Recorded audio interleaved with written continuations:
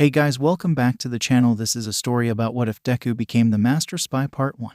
If you guys enjoy this what if and want to see Part 2, comment down below and let me know before I start. Please do support for more awesome content. And leave a like and don't forget to subscribe to my channel and also share this video with your friends and check out the description in my playlist. The author of the story KMOR from 𝐬𝐻. So let's start the video. Izuku stared at the ceiling of his dark room, the night sky filling in the small window in his room. He was bored. He ran out of books to read and it was too late to do any research. Izuku heard a glass shatter outside his closed bedroom door. Stupid Shigaraki must be pissed off again, he said to himself. He was forbidden to go on dangerous missions. His father made that rule clear. Izuku was strong both mentally and physically. He clearly outperformed everyone in the league. It was hard to believe that such a boy was quirkless. He started to hear the ruckus from downstairs in the bar. He got annoyed. Yes, Shigaraki was only 4 years older than him, but he acted like a child. Izuku got himself out of bed and walked into the hallway. His room was the first one in the hall and closest to the staircase leading to the bar. He walked down the stairs and walked into the bar. All might shall suffer. This hero society needs to end, Shigaraki's raspy voice let out. A few cheers could be heard out the small group that sat around the room. Izuku, Toga said, jumping out her seat and running to Izuku with a knife in hand. Izuku grabbed her wrist and removed the knife unfazed. Toga, when are you going to learn that you can't cut me? He sighed. But you would look so cute with a cut here or there. Izuku had pale skin that clearly showcased his freckles. His glowing ruby red eyes could easily hypnotize others with just a look. His green hair with black undertones completed the whole look. He was very attractive and he knew it. Izuku smirked and he put Toga in a position that had her back facing his chest and him having her in a version of a chokehold. He wasn't hurting her in any way though. We wouldn't want to damage the work of art though. Father would kill you. He released her from the hold. She picked up the knife and walked back to her seat. What do you want? You never come down at this hour, Shigaraki said, clearly annoyed. The two didn't like each other as soon as they meet. Shigaraki saw Izuku as competition for all for one's attention while Izuku saw Shigaraki as a child. I was bored and I heard a ruckus in here, Izuku sassed. The blue-haired male rolled his eyes. Sorry if I disturbed your beauty rest, he teased. You are forgiven. You know how hard it is to keep eye bags from forming. They would truly mess up my look. Izuku smirked. I hate you, brat. The feeling is mutual. I'm sorry we were making too much noise, Izuku. I forget that your room is the closest to the bar. The misty guy, Kurogiri, apologized. He was respectful to everyone and was like the mom of the group. Thanks. Can I have a water? Izuku asked. Sure thing. Kurogiri tossed him a water bottle, having Izuku catch it. Thanks. Now I'm heading to bed. Boss wants to have a meeting in the morning. 10 a.m. to be exact, Kurogiri said, cleaning glasses again. All right. Izuku left the bar area and went back to his room. He took off his black hoodie, leaving him shirtless with his black jogging pants. He crashed onto his bed and drank a little of the water. Must be a new mission. Wonder who I'm going to research now, he asked himself. Izuku placed the water on his night table near his bed and set the alarm on his phone for 8. He fell asleep with the moonlight lighting up the room. The alarm roared, waking Izuku up. He was used to getting up early, but he still hated alarms. He got out of bed and went change into some running clothes. Since he never went out on missions, he could go out and not have to worry about pro heroes seeing him and going after him. No one knew that the most feared villain had a son, which made Izuku seem more normal. His lie would be that he was living with his dad, who worked a lot. It wasn't a complete lie, but it still worked in emergencies. It was after sunrise, but the sun wasn't completely up yet. Izuku ran around a couple blocks, saying hi to random people. A few girls and even a few guys would try to go up to him to get his number, but he turned them all down.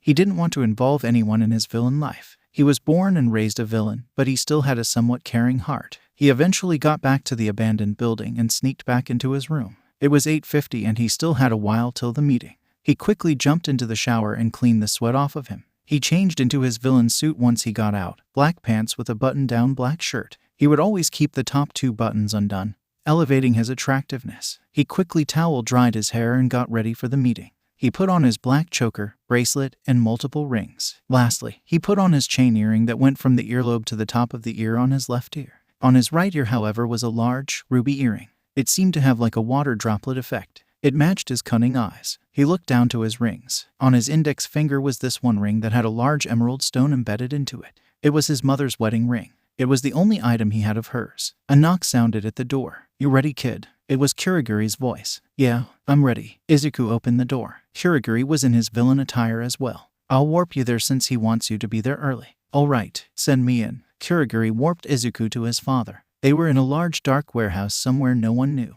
The only one who knew where it was 𝐀𝐦, but it was only to portal people to and from. "Hello, my son," 𝐴𝐿 said, welcoming 𝐬𝐡𝐬. "Hello, father. I'm guessing there is a new mission. You know it. I'm pretty sure you're going to enjoy this one too." 𝐬𝐡𝐬 saw his father smile. A few moments later, the room was filled with villains waiting to hear about the new mission. They all sat down on whatever they could find.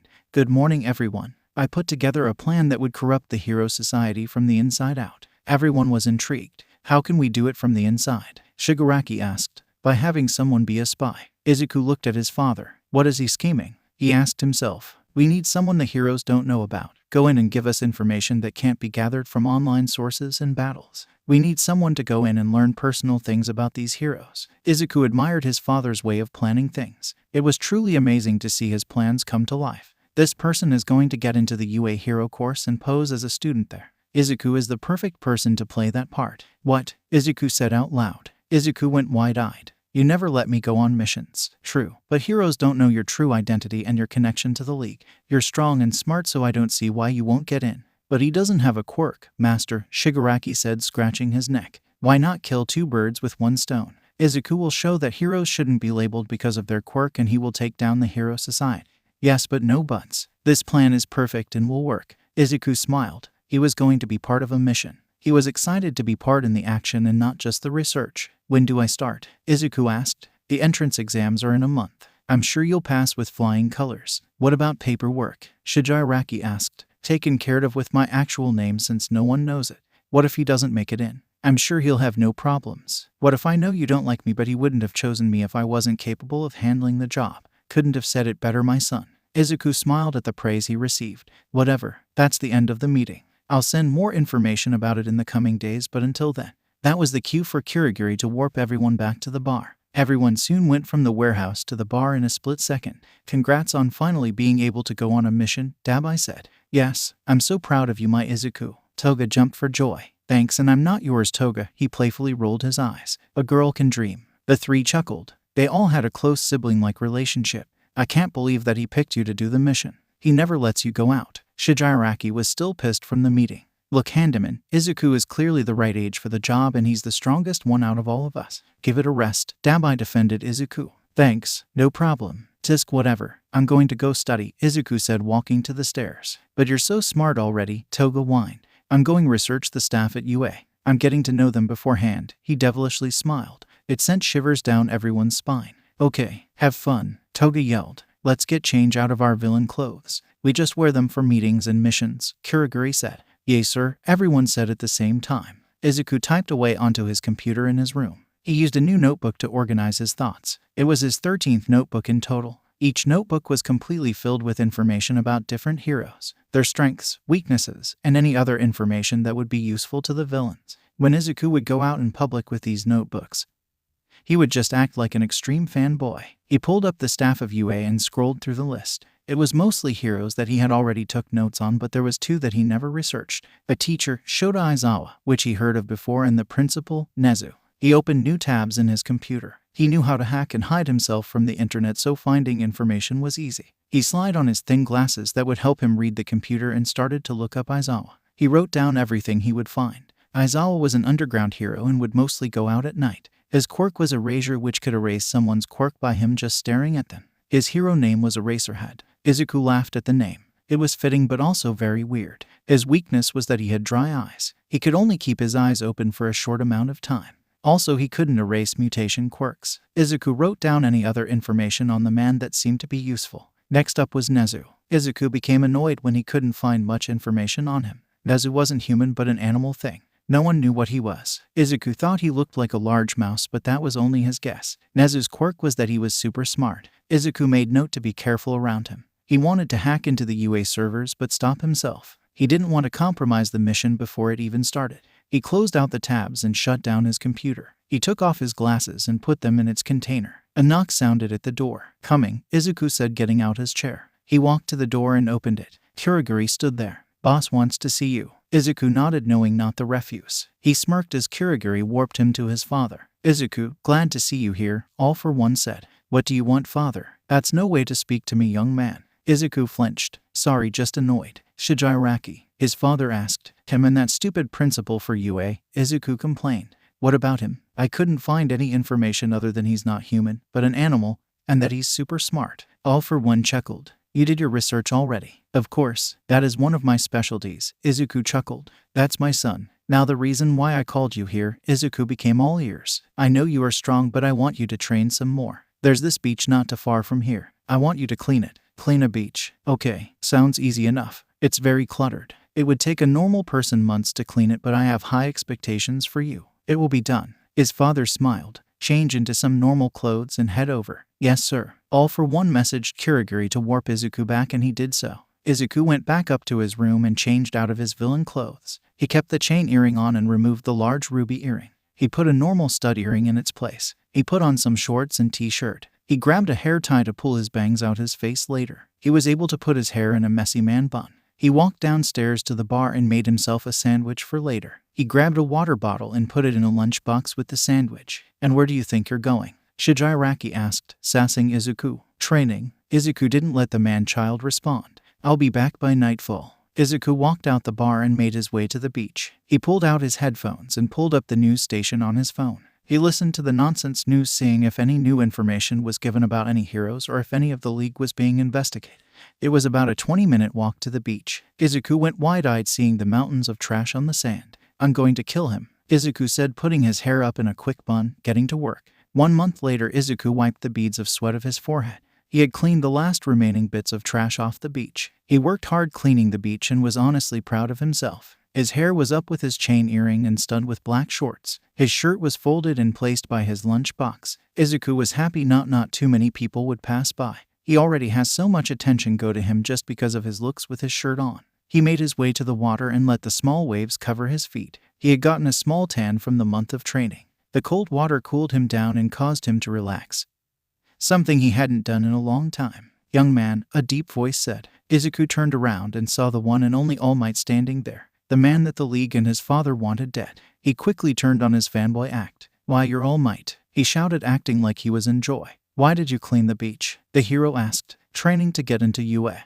I've been working hard for a long time to get in. Izuku plastered on a fake smile. You're trying to get into UA. The hero course to be exact, but it's hard in my situation. Why's that? Are your parents not supporting your dream? Izuku cringed a little at the second question. My mother died when I was little and my father works a lot. I don't see him too often. I'm sorry, All Might said, feeling guilty. Thanks, he paused. I'm quirkless, however. I want to be the first quirkless hero, he said, adding a twinkle in his eyes. I don't think it's possible to be a hero without a good quirk. All Might stressed. That just pushes me more. Do the impossible and you make history, Izuku smiled. His name, as well as the rest of the league, including his father, would go down in history, but not for those reasons. All Might smiled, but then he started to cough. Are you okay? Izuku asked, concerned. Yes, I'm okay. In the last word, a poof happened in front of Izuku's eyes. A skeleton-type man stood where All Might was. Damn, the man said. I thought I had more time. Izuku was speechless. All Might. Ooh, there's no hiding it from you, he sighed. This is my weak form. Due to an injury from a fight a long time ago, I can't maintain my strong form for a long time. A couple hours at best, he explained. Izuku was still speechless. This was information that no news media ever had gotten. Please keep this to yourself. It would ruin my name. Promise, I will not give this information to any news media or anything of the sorts, Izuku said. But I will tell my father, he thought to himself. Thank you. I should get going. The sun is going to set pretty soon. I'll see you at the UA entrance exam, the small-boned version of All Might said, walking away. Izuku waved goodbye to the hero. Once he was far enough away, Izuku rolled his eyes. So that is his major weakness. Izuku chuckled. It then clicked to what he said at the end of his farewell. I'll see you at the UA entrance exam. Why would he be there? He's not a teacher, he mumbled to himself. Izuku had to get in the school and find out for himself. The exam was in 2 days and Izuku was fully prepared. He put on his shirt and grabbed his belongings and ran to the bar. He ran inside and straight to Kurogiri. Warp me to my father, now, he demanded. And why should he do that, brat? Shigaraki asked. Cause I have information that could take down All Might. You're making things up, he complained. Believe what you want. Kurogiri, send me to him, please. He'll be mad that you showed up unannounced. But you know him best, I guess. Kurogiri, warp Izuku to All for One. Kurogiri, who did you bring here? All for One asked, having a hint of anger in his voice. I'm sorry for coming here unannounced, father, Izuku said. Kurogiri, leave us, please. All for One commanded. Yes, sir. Kurogiri left the two. So what brings you here? He asked. All Might showed up at the beach today. What? I'm guessing he watched me clean the beach over the month and came up to me when I finally finished. He asked why. I told him how I was working hard to get into UA. Where is this going, son? He has an extreme weakness, one that the media doesn't even know. He has a time limit in his strong form. Go on. He has a weak form because of an injury I'm guessing you caused. That is amazing information, 𝐬𝐸𝐬. He's also going to be at the entrance exam, but I don't know why yet. All for one was filled with joy. Take tomorrow off and rest. I want you to blow everyone out the water at that exam. Do you understand? Yes, sir. Good. Now go back to the bar from this building. I want you to know the location. 𝐬𝐸𝐬 felt honored. Thank you, father. Farewell, my son. 𝐬𝐸𝐬 made his way through the building trying to figure out how to get out. Once he finally got outside, it was completely dark. There was only one dull street lamp that added a mysterious factor. He felt a chill go down his spine. He made his way to the closest lit-up area to feel safe. Soon there were more lights that covered the streets, and there were some people walking around too. 𝐬𝐸𝐬 then found his way to the bar. I'm back, he said, walking in. 𝐬𝐸𝐬, did you walk back? I was never told to warp you. 𝐀𝐦 panicked a little. Yeah, father wanted me to walk back. Do worry, he gave a comforting smile. 𝐬𝐸𝐬 looked around the bar. He noticed that some people were missing. Where's the man-child? 𝐬𝐸𝐬 asked. I think a store run, but I don't know for sure. He's going to get himself caught one day. 𝐬𝐸𝐬 rolled his eyes. Go wash up and rest till your exam. Your first mission is coming up and it's important. Thanks, 𝐀𝐦, 𝐬𝐸𝐬 said, walking to the back. Why do you thank me? You like my mother figure in my life, and villain or not, I don't think that will ever change. It was the day of the entrance exam. 𝐬𝐸𝐬 let his fluffy, wavy hair down but kept a hair tie with him for the physical part of the exam. For the exam, they had to wear their middle school uniforms, but 𝐬𝐸𝐬 didn't go to a middle school. All for one had put in the paperwork that he was homeschooled. 𝐬𝐸𝐬 put on some black dress pants and a white button-up shirt. A knock sounded at the door and opened right after. 𝐬𝐸𝐬 turned and saw 𝐀𝐦 waking in. What's up, 𝐀𝐦? 𝐬𝐸𝐬 asked, putting his chain earring and stud in.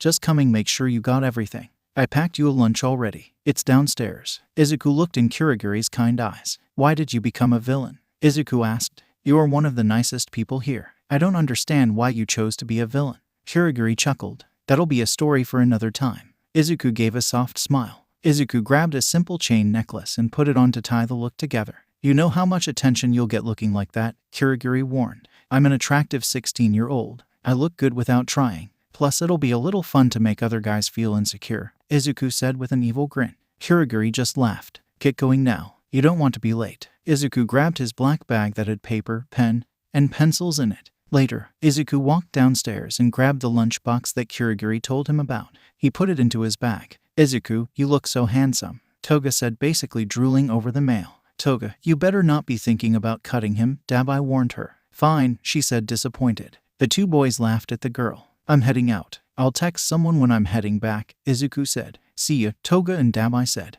𝐬𝐸𝐬 walked out the bar and to outside. 𝐬𝐸𝐬 got an earbud and put it in his ear. He put on a news station and started his journey to the school. He felt the stares of people as he walked to the school and on the train. He noticed other teens in school uniforms heading the same way. He kept to himself the whole way there, remembering he was there to not make friends. That was until he felt a tap in his shoulder. On instinct, he quickly turned and grabbed the person's wrist. Oh, the small girl whined. 𝐬𝐸𝐬 quickly released her hand. My bad. I have a crazy ex that comes up to me a lot. It was just instinct. It's okay. It's just I wanted to get your name. I don't know anyone here and you looked a little lonely. 𝐬𝐸𝐬 didn't really want to talk to anyone, but he had to put up the act that he had made for when he went out in public. I'm 𝐬𝐸𝐬 Midoriya, he said. The girl's eyes lit up. She wasn't expecting him to answer. I'm 𝐀𝐦 𝐍𝐴. She smiled. Nervous? 𝐬𝐸𝐬 asked. A little. My quick gets me sick easily, so I'm hoping it won't mess me up a lot. What's your quirk? Zero gravity. I can make things float basically. What's yours? I don't have one, he answered. The brown-haired girl was shocked. Quirkless? I've never met someone that was quirkless before. I get that a lot. 𝐬𝐸𝐬 could feel the stares of people. 𝐀𝐦 was right about him getting attention. We should go in, 𝐬𝐸𝐬 said, wanting to get away. 𝐸𝐸𝐬 nodded. Yeah. The two started to walk towards the building when they saw a blonde boy yelling at other students. You guys are just extras. Move it, he yelled at the crowd in front of him. I bet he's popular with the ladies, 𝐬𝐸𝐬 chuckled. Is that supposed to be a joke? 𝐸𝐸𝐬 asked. Obviously. The two walked into the building. 𝐬𝐸𝐬 felt even more eyes on him. You're doing this for a mission, he repeated in his head. He didn't like the amount of attention he was getting. Are you okay? 𝐸𝐸𝐬 asked, seeing 𝐬𝐸𝐬 start to freak out. I've been homeschooled all my life. The crowd is getting to me a little. I feel like I'm being stared down, he replied. It's probably because you're handsome. A blush crept up to her cheeks. I'm sorry. I don't know if you're insecure about your looks or anything. I should have kept my mouth shut. Izuku giggled at her. He pat her head to stop her overreaction. It's okay. The brown-haired girl calmed down. Can I have everyone's attention? A soft voice said over the loudspeaker. Please make your way to the auditorium, where the test will begin. I'm guessing that's the principal, Izuku mumbled to himself. The crowd walked towards the auditorium. I'll see you later, Yurikaka said, waving at Izuku. Young Midoriya, Izuku heard someone say. Izuku turned to the voice and All Might stood there. Teens were crowding around him and were also staring at Izuku. Come with me, All Might told him. The two weaved through the crowd of teens and walked behind the auditorium where the other teachers and faculty were at. What am I doing here? Izuku asked, looking around. I read your file and I found something quite interesting. Izuku looked down to who was talking. The small, white animal thing in front of him was holding Izuku's file. Crap, father never let me see it. Just say yes to everything, he told himself mentally. It says here you were homeschooled for all your life and that you're very intelligent. Am I correct? The mouse thing asked. Yes, I would teach myself and my family would teach me as well, Izuku said, not wanting to say anything extra. I'm Principal Nezu, the small white creature introduced himself. Would you like to play a game of chess with me? Izuku was confused. What about the test? He asked. Don't worry about it, the white creature assured him. Father, what the hell did you put in that file? He thought to himself. Well, in that case, sure. Why not? Izuku smirked. I never get to play it with other people. A table was set up with a chessboard sitting in it. Mike, do you mind giving out the test to the other students? Nezu asked the man with the long blonde hair. No problem. Good luck, Midoriya, Nezu said. Just call me Izuku and good luck to you. His red eyes scanned the board in front of him. This was going to be an interesting game. The chess game lasted for over an hour. The written part of the test was already finishing up and the physical part was about to start. Izuku and Nezu would go back and forth in who was winning. The rest of the staff that was watching the two soon gave up. They couldn't understand what was going through each person's head. Check, the white animal thing laughed. Nezu was sure to make the next move a win. He had calculated almost all the possible moves that Izuku could make. Izuku studied the board. His eyes scanned each piece he had left. He predicted different chain events that could happen. That's when he saw the winning move for him. He looked up to the principal. Izuku moved his rook to the winning position. I believe that would be checkmate in the next few moves. Nezu went wide-eyed. He couldn't believe that he was outsmarted. He lied down as king. All the teachers who still had a sort of interest in the game gasped. Congratulations, Izuku. You have been accepted into UAS Hero Course. Izuku gave a blank stare. What? Nezu jumped into his chair. This was simply a test since I found your file interesting. I wanted to see how smart you were by comparing you to myself. This is weird, he thought to himself. What about the physical part of the exam? All Might covered that already. Izuku looked over to All Might, who was standing in the corner. That beach should have taken months to clean. Yet you did it in one. That's some serious physical work. Also, what you said moved me a little, All Might told him. So it's out of pity, Izuku said, wanting to mess with them a little. Not one bit. Hard work and determination is what a student here needs to overcome obstacles. We just happened to see you prove those things before anyone else, Nezu explained. Izuku was impressed a little. So what now? I'm confused, Izuku asked. You can go home if you would like. We still have to analyze, accept and reject potential students, which might take a week or so, Nezu told him. Izuku got up from his seat and grabbed his bag. Thanks for the opportunity to do this, he bowed. You're welcome, Izuku. You are welcome to play a game of chess anytime you want, Nezu smiled. Izuku gave a soft smile and walked away. So what did you think of him, Nezu? Asked All Might. He's very smart indeed. His face can hide anything and everything, and his red eyes could drill fear into anyone. He's amazing. Izuku walked to the beach since he was finished way before he was supposed to. He sat down in the soft sand and relaxed, not caring about his clothes getting dirty. He closed his eyes and get the warm sun rays hit him. Excuse me, are you okay? A low monotone voice asked. Izuku sprang up and saw a boy his age with half red half white hair talking to him. Who are you? Izuku asked, looking up to the boy. Someone who needs to get away from his father, he replied. Not a good relationship. You can say that. Can I sit next to you? Izuku made a motion and the mystery person sat next to him. The name is Shoto Todoroki, the boy told Izuku. Izuku Midoriya. Call me Izuku. Izuku looked towards the body of water in front of him. He felt a sense of peace watching the waves crash into the sand. Are you the one who cleaned this place? Todoroki asked. Yeah, it was part of my self-training method. Izuku explained. You train yourself? Yes. What did you train for, if you don't mind me asking? To get into UA. Todoroki shifted a little. I got into UA through recommendations. I didn't want to though. You're the pro hero Endeavor's son, aren't you? Izuku asked, already knowing the answer. Yeah, I wish I wasn't, he replied. Izuku became more interested in the boy. He just knew what the news knew about the hero.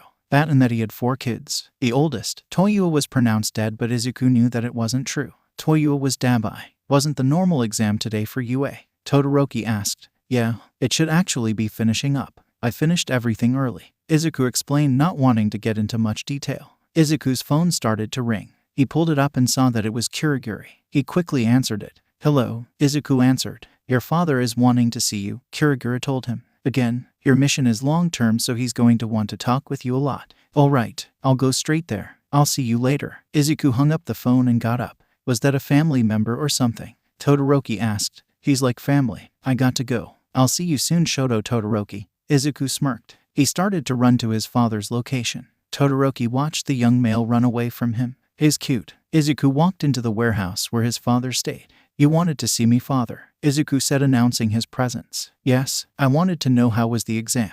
Was it simple? Izuku huffed. I don't know what you put in my file, but my test was playing a game of chess with the principal. I won. All-for-one chuckled. Did you learn things about him? He's observant, but he can overlook some things. The rest of the teachers that were watching lost interest pretty quickly. What about the physical part? Apparently All Might passed me by watching me clean the beach. I wanted to show off, but I couldn't. He pouted a little. So you passed already. You're looking at a student of UAS hero course. The spy on the inside. Izuku playfully bowed with an evil laugh. All-for-one smiled. Results aren't official until next week though. You'll get an email. I put that instead of an actual letter. We don't need anyone knowing our location. All-for-one told his son. Is that all you wanted to talk about? Izuku asked. Yes. Have 𝐀𝐦 warp you back. Izuku pulled out his phone and texted 𝐀𝐦.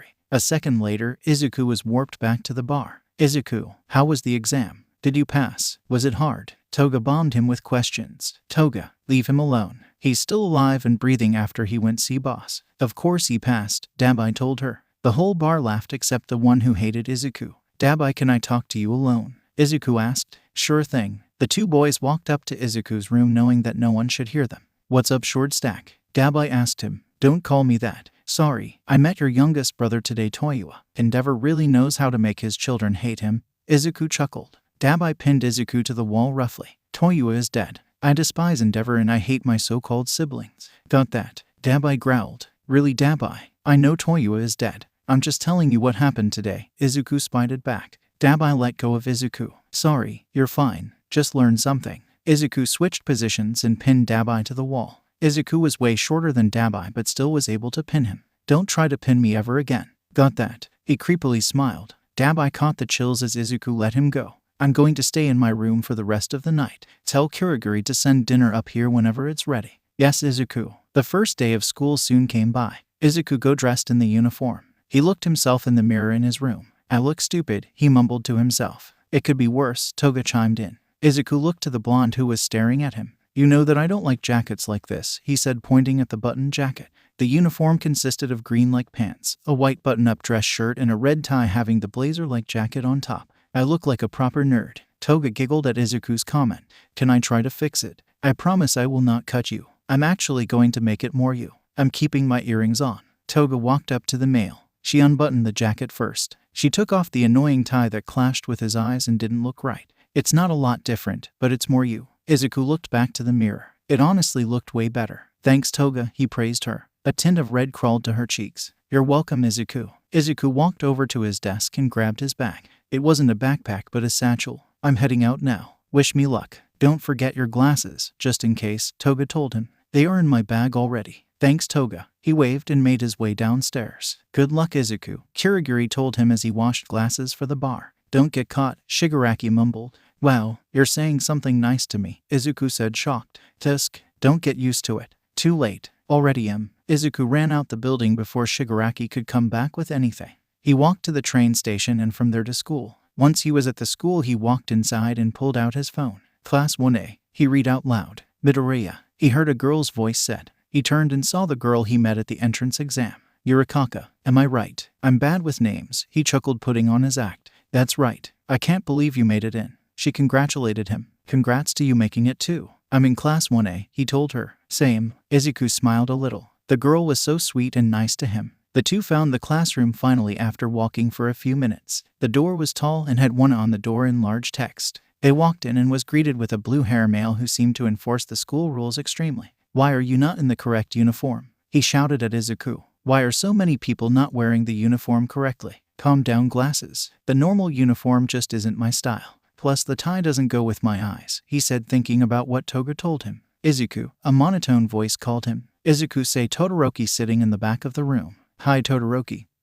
He smiled softly. Why is this damn extra getting everyone's attention? It's only the damn first day. The loud blonde grumbled. Izuku laughed at the boy. And what's your name, Blondie? He asked. The name's Katsuki Bakugo, pretty boy. The blonde stood and looked down at Izuku. I think I'll call you Kaken, Izuku said with a sly face. Don't call me that, nerd. Okay, Kaken. Bakugo went to punch Izuku when a boy with red hair caught his fist. Let's not get expelled for fighting on the first day, bro. That's not very manly. The redhead introduced himself to the small group. The name's Ijiro Kirishima. Pleasure to meet ya. Can everyone please take their seats? The group turned around and saw a man in a large yellow sleeping bag. Everyone rushed to a desk. It took you a while to even see me behind you. I can't believe I had to speak for you to notice me. Sorry, sir. The class apologized. You will call me Mr. Aizawa. Nothing more, nothing less. Izuku felt like rolling his eyes. This was the pro hero Eraserhead. He was also his first actual teacher. Mr. Aizawa, I believe that people who aren't wearing the proper uniform should receive some sort of punishment, the guy with the glasses said, standing up. And you are Tenya Ida, sir. Aizawa sighed and rubbed his face. As long as they aren't disrupting the flow of my class, I don't care. Izuku let out a laugh that he was holding in. The whole class turned to face him. Sorry, he let out. Midoriya, Mr. Aizawa started to say. Call me Izuku. Fine then. Izuku, Nezu wants to play you again. Everyone in the class was confused. He's just going to lose again. I'll play him another time. A few gasps could be heard throughout the class. Izuku, what is your IQ? Kirishima asked. Izuku had to think about it. I think it's somewhere between 240 to 250. I don't know for sure. Nezu is 245 and you beat him in chess, Aizawa told him. Really? Nice to know. Why are we just talking about this damn nerd and how smart he is? It's not like he's special or anything, Bakugo let out. Sorry, Kaken. Didn't mean to make you mad. Izuku giggled. I said don't call me that. All right, everyone change into the PE uniforms provided. We are doing physical tests to rank you guys. Izuku, you're going to be judged the same way. Wouldn't dream on it being different.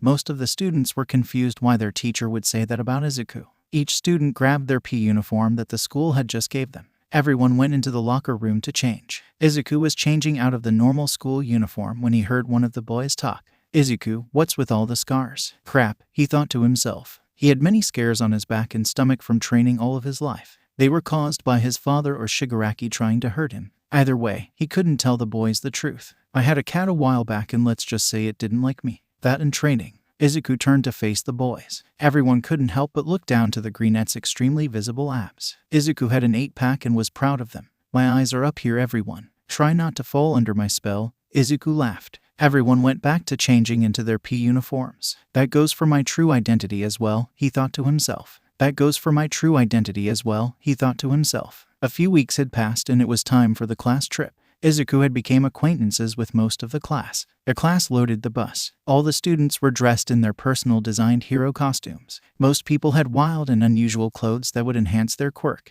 Izuku, on the other hand, went with what he knew best. He was able to get flexible dress clothes similar to his villain attire. Instead of his usual black dress shirt, it was white. Underneath he had a corset-type thing that held multiple knives for throwing and for attacking in hand. He was protected from the blades so he didn't have to worry about accidentally hitting himself. Izuku looked out the window trying to pass the time. Today was the day that the League would attack. Izuku was worried since All Might wouldn't be there. He didn't get on the bus with the rest of the class. Izuku just knew that whenever he found out All Might was going to be one of their teachers, he took the time and studied habits that the hero had. Izuku, you okay? Izuku's brown hair friend asked him. Uraraka slowly was becoming someone that Izuku truly cared about. He didn't want to get her involved in his messed up villain life. And that went to all the members of Class 1A. Yeah, I'm fine. Just nervous and excited for the training today. He didn't want any of his classmates to get hurt. The heroes, on the other hand, he didn't care. Izuku just knew that the League would be there to kill All Might. Izuku did worry for himself, since Shigaraki was the head of the attack. Izuku told him to look upon him as one of the students, but Shigaraki still hated him. He would hurt Izuku badly if he got the chance. We're here, everyone. Now we are here to learn. There will be no playing around, understand? Aizawa said, looking at the troublemakers of the class. Yes, sir. The whole class shouted. They unloaded the bus and made their way inside the building. Izuku wasn't told any part of the plan since he had to blend in. The class was faced with the rescue hero, 13. They started to give the speech about how rescuing is an important part of being a hero. 𝐬𝐻𝐸 didn't really pay attention. He scanned the surroundings and couldn't find All Might. As soon as 13 stopped talking, that's when 𝐬𝐻𝐸 raised his hand. Isn't All Might supposed to be here? He's running a bit late. He might join us later, but that if he's feeling better, 13 explained. Crap, 𝐬𝐻𝐸 thought to himself. He remembered hearing how All Might had saved people during the morning. 𝐬𝐻𝐸 started to panic in his mind. They are going to kill me if he doesn't show up. Just as soon as 𝐬𝐻𝐸 finished his thought, he heard one of the other students say, "Look, they have fake villains too." 𝐬𝐻𝐸 looked up and saw the purple portal that the League was crawling through. As soon as all the villains walked out the portal, it closed, but Kurogiri wasn't standing near Shigaraki. There was also something large near Shigaraki. 𝐬𝐻𝐸 seen it before but wasn't allowed near it. They brought the Namu. He yelled in his head, "Father must think that it's strong enough to kill All Might." During 𝐬𝐻𝐸's thought, Shigaraki was making a speech that explained who they were and why they were attacking. Both teachers tried to contact the main campus but failed. Someone had blocked the communications. "Ada, you're the quickest. Use your quirk and get to the main campus," Aizawa told him. Kurogiri popped up behind the students, blocking the door, making sure no one could escape. "I don't think so," Kurogiri said using his deep yet elegant voice. "Move it, you damn villain," Bakugo yelled. "Yeah, let's show them, Bakugo," Kirishima said afterwards. The two boys jumped in to attack the only metal part of Kurogiri's clothes. Kurogiri widened the portal and caught most of the kids and separated them. 𝐬𝐻𝐸 was part of that crowd. He was dropped into the lake area. He was about to land hard in the water when he felt a rope-like thing wrap around his waist. "Sorry, Midoriya," the frog girl said, catching him and pulling him into the boat. "I told you to call me 𝐬𝐻𝐸, Asui, and you can call me Tsu." The two laughed at one another till they heard another voice. "Thank goodness I'm here with two stronger people." "Great, Mineta is here too," 𝐬𝐻𝐸 mumbled. "Do anything perverted and I'm giving you to the villains." "Got it," Tsu warned him. The purple grape boy swallowed in fear. "Yes, ma'am." Villains started to crawl into the water surrounding the three. 𝐬𝐻𝐸 didn't recognize anyone in the water. Did they recruit more people? He asked himself. He noticed that there wasn't any blue flames around or any crazy maniac going after people's blood. Dabai and Toga weren't here. What should we do? Mineta started to panic. 𝐬𝐻𝐸 had to play the part of the student who was trying to survive a villain attack. "Mineta, throw your balls into the water. They probably don't know anyone's quirk since Tsu is in the water area." "You're right. I'm basically a frog. This is the best place to be for me." "All right. Tsu, how are you handling things with your tongue?" 𝐬𝐻𝐸 asked, forming a plan. "Pretty good. It's like another arm or leg." "Great. Take one of my daggers in case. But I need you two to stay on this boat until the explosion. Once it's set off, just away with Mineta away from the whirlpool I'm going to make." 𝐬𝐻𝐸 pulled up his shirt and grabbed a dagger. He handed to Tsu, giving her a nod. "Wait, did you say explosion?" Mineta worryingly said. "Yes, now start throwing. Get them in one area." Mineta nodded and started to throw the balls into the water. 𝐬𝐻𝐸 smiled, watching the villains panic. Once they were close together, he jumped as high as he could. "Don't kill them," he quietly told himself as he threw a small grenade into the water. The explosion caused a whirlpool like 𝐬𝐻𝐸 predicted. Now Tsu. He saw the frog girl jump away from the explosion but still landed in the water. They were safe. 𝐬𝐻𝐸 looked down as he was about to hit the water. 𝐬𝐻𝐸 maneuvered himself away from currents that would pull him into the whirlpool. Once he got to the water, he swam to Tsu and Mineta. "Here's your dagger back," Tsu said, handing the sharp object to 𝐬𝐻𝐸. "Thanks." They crept to the shoreline and hid in the water. 𝐬𝐻𝐸 looked out the water to see Aizawa fighting Shigaraki. 𝐬𝐻𝐸 watched as the two fought. He learned Shigaraki's fighting patterns back when he was young, but it was a time to learn Aizawa's. 𝐬𝐻𝐸 seemed to blink, but Shigaraki was coming towards them. He was aiming for Tsu. 𝐬𝐻𝐸 wanted to tell him off, but if he would interfere with the plan, 𝐬𝐻𝐸 would be punished. Shigaraki's hand soon made contact with Tsu. 𝐬𝐻𝐸 flinched but noticed that nothing was decaying. Shigaraki's quirk wasn't working. "Don't touch my students," Aizawa weakly yelled as he was being held down by the Namu. 𝐬𝐻𝐸 noticed how injured the teacher was. "Your lucky green hair." 𝐬𝐻𝐸's eyes widened. Shigaraki said that to both of them. Tsu and 𝐬𝐻𝐸 had green hair. 𝐬𝐻𝐸 was distracted by Aizawa weakly talking. 𝐬𝐻𝐸 felt the need to protect his friends, but he couldn't understand why. The League was his family. He grew up and was raised by them, so why did he feel like he should fight for the people he was lying to? 𝐬𝐻𝐸 pushed his feelings aside. Shigaraki tried to kill an innocent, and 𝐬𝐻𝐸 hates when the League kill innocents. 𝐬𝐻𝐸 grabbed Shigaraki's wrist and twisted it back. Shigaraki fell back and looked shocked at 𝐬𝐻𝐸. "Tsu, Mineta, get out of here. Go to the front and get out this fight," 𝐬𝐻𝐸 told the other two students. "So I see you're helping your friends." Shigaraki's raspy voice seemed to crowd over. "That's because you tried to kill them. I don't stand with killing innocents." 𝐬𝐻𝐸 swung out the water and got into his fighting position. "Problem child, you're going to get yourself hurt. Remember, you don't have a quirk," Aizawa weakly yelled at 𝐬𝐻𝐸. "I'm still here though." I don't have a quirk, but the name 𝐬𝐻𝐬 𝐸 will go down in history. Izuku yelled proudly. You better not hold back, Krusty. He told Shigaraki. Don't plan on it, brat. Izuku made the first move and swept Shigaraki's legs. He jumped over it knowing that taking out his opponent's legs is his first attack. Shigaraki went in with his hand and tried to grab Izuku's arm but only managed to touch part of his shirt. Izuku didn't pull out any weapons. It wouldn't be a fair fight to him. The two went at it back and forth attacking each other. You're a good kid, but you're damn annoying. Shigaraki tried to get to Izuku. Thanks, my father says I'm great at what I do. Izuku smiled. I really do hate you. I know. The two went back to fighting. They both didn't back down. They had their pride getting into the way. During the fight, the two heard the catchphrase that let them know that someone just gotten there. I am here. All Might was in his strong form prepared to battle. Kurogiri, Shigaraki yelled. Izuku felt himself falling. He was warped back to the front with the rest of the students who were fighting Kurogiri. Izuku, the students yelled seeing him safe. Izuku was a little bruised from the fight, but it was just like a training session. Let's take care of this portal dude. Uraraka whispered to Izuku that Ida was able to sneak out and run back to the school. They were just trying to buy time. Izuku had looked back to see All Might fighting the Namu.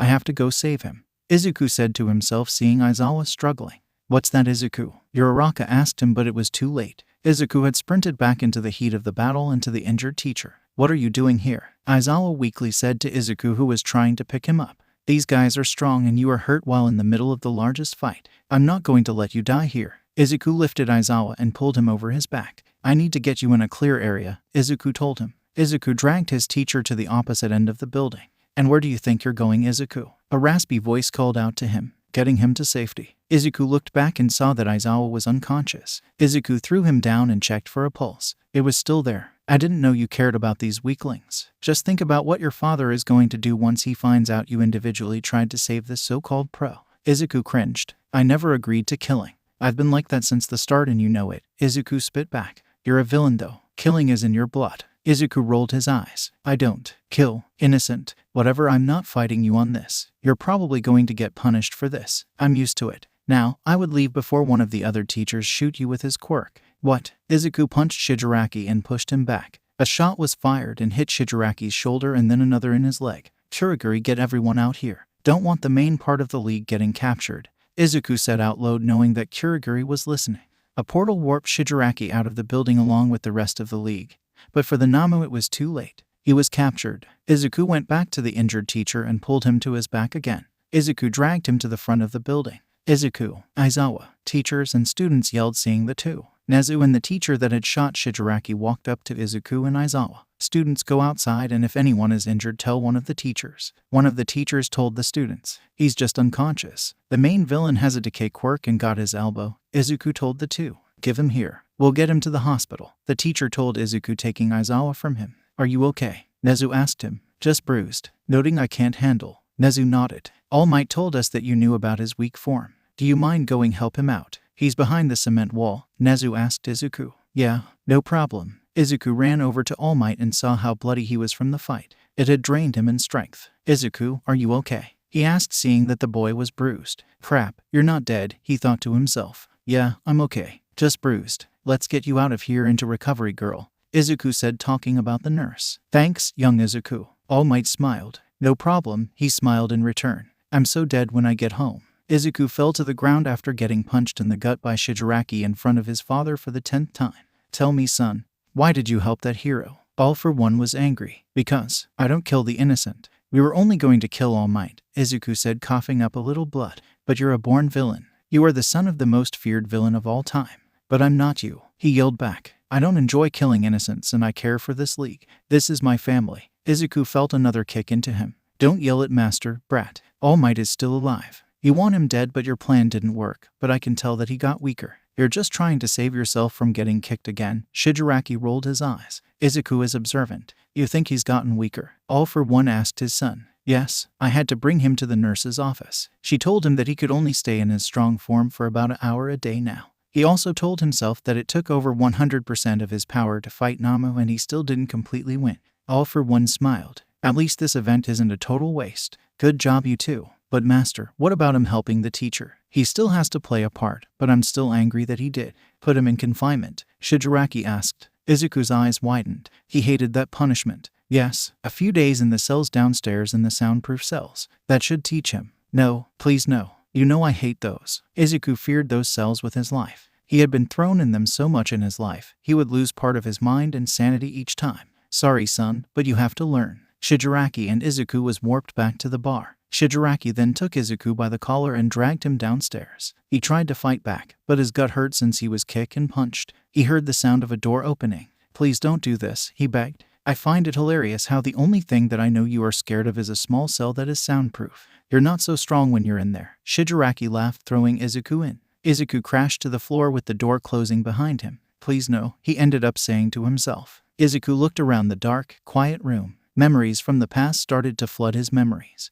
When he was just a toddler, he would be thrown here to keep him quiet. He hated to be alone for a long period of time with nothing to do. He would get tortured here. It was part of his training to get stronger. The scars all around his body was from this room. He thought he would have gotten past the fear as he grew up, but the room always scared him. It was truly his perfect punishment. He pulled his knees to his chest and did something he hadn't done in a while, cry. Where's Izuku? Uraraka asked, walking into the classroom the next morning. She saw her red-eyed friend wasn't there like normal. Don't know. You thought he would have texted us if something was wrong, Sue said. Well, the nerd did get hurt from fighting the guy with all the hands, the loud blonde grumbled. Was he more hurt than he had said? Todoroki asked in his low voice. Does anyone know where he lives? We can bring him his classwork after school, Kirishima gave the idea. I just know up to the train station. Uraraka frowned. We can just text him what he missed, Sue concluded. I hope he's okay. His fight with the villain was pretty harsh. I could never do that, Uraraka sighed. Same. The rest of the class agreed. Are we even going to have a teacher today? Mr. Aizawa hit pretty hurt yesterday. Todoroki said what was on everyone's mind. Just as the sentence was said, the door opened and revealed Nezu. Good morning, 1A. Izuku isn't going to be here for a few days. His father called the school. He thinks that the attack is going to affect Izuku's mental health and he wants to keep him home. Mr. Aizawa is going to be back tomorrow. The hospital just wants to keep him in for another day just in case, he explained straight to the point. So what are to do today? Ida asked the principal. Talk among yourselves or you can leave. We know your mental health after that attack isn't the best, so take this as a break day. Nezu smiled. Thank you, Mina squealed. Now, I trust you will be responsible on how you spend this day, Nezu told the kids. Yes, sir, thank you, they all said. Nezu walked out the room, leaving the room of teenagers. Murmurs could be heard throughout the class. Todoroki got up and walked over to Uraraka. Todoroki, Uraraka said, shocked that he came over to her. I'm kinda worried about Izuku. Him not calling us or texting us is not like him, he explained. Me too. I wish I knew where he lived. Let's go look. We can call him again and hope that he answers, and if not, we can just have a chill day. I know you say that you and your family are poor. I'll pay for anything. What? No, you can't do that. I would feel bad and I would pay you back, she blushed. I took my dad's card. Trust me, I like to piss him off and this will surely do, he grinned. All right then, but I don't want to get you in trouble. Don't worry about it. The two grabbed their bags and said bye to the rest of the class. They walked to the train station and called Izuku's phone. They had the phone on speaker so they both can talk. They weren't expecting anyone to answer, so they were shocked when they heard a female's voice say hello. Izuku, Uraraka asked. No, this is Tilly, his cousin. The voice replied. Uraraka recognized the name from a few weeks ago. I'm Uraraka, and I'm Todoroki. We are Izuku's friends from class. Is he okay? Uraraka asked. They heard the girl sigh on the other end of the phone. He should be back at school soon. His father is wanting to keep him home for a while. Can we tell him about our teacher? He saved him from the villains and we got a report on his condition, Todoroki replied. I don't think that's a good idea, the girl answered. Can we come over though? Uraraka asked. No, I'm sorry guys, but Izuku is cut off for a few days. The phone call ended. The two looked at each other confused. She's harsh. Yeah, I guess we'll just see him when he gets back to school, Uraraka replied. It was now Sunday, 3 days after Izuku was put into the cell. Kirigiri would only warp in food, but he wasn't allowed to talk to Izuku. Izuku seemed like he was going out of his mind.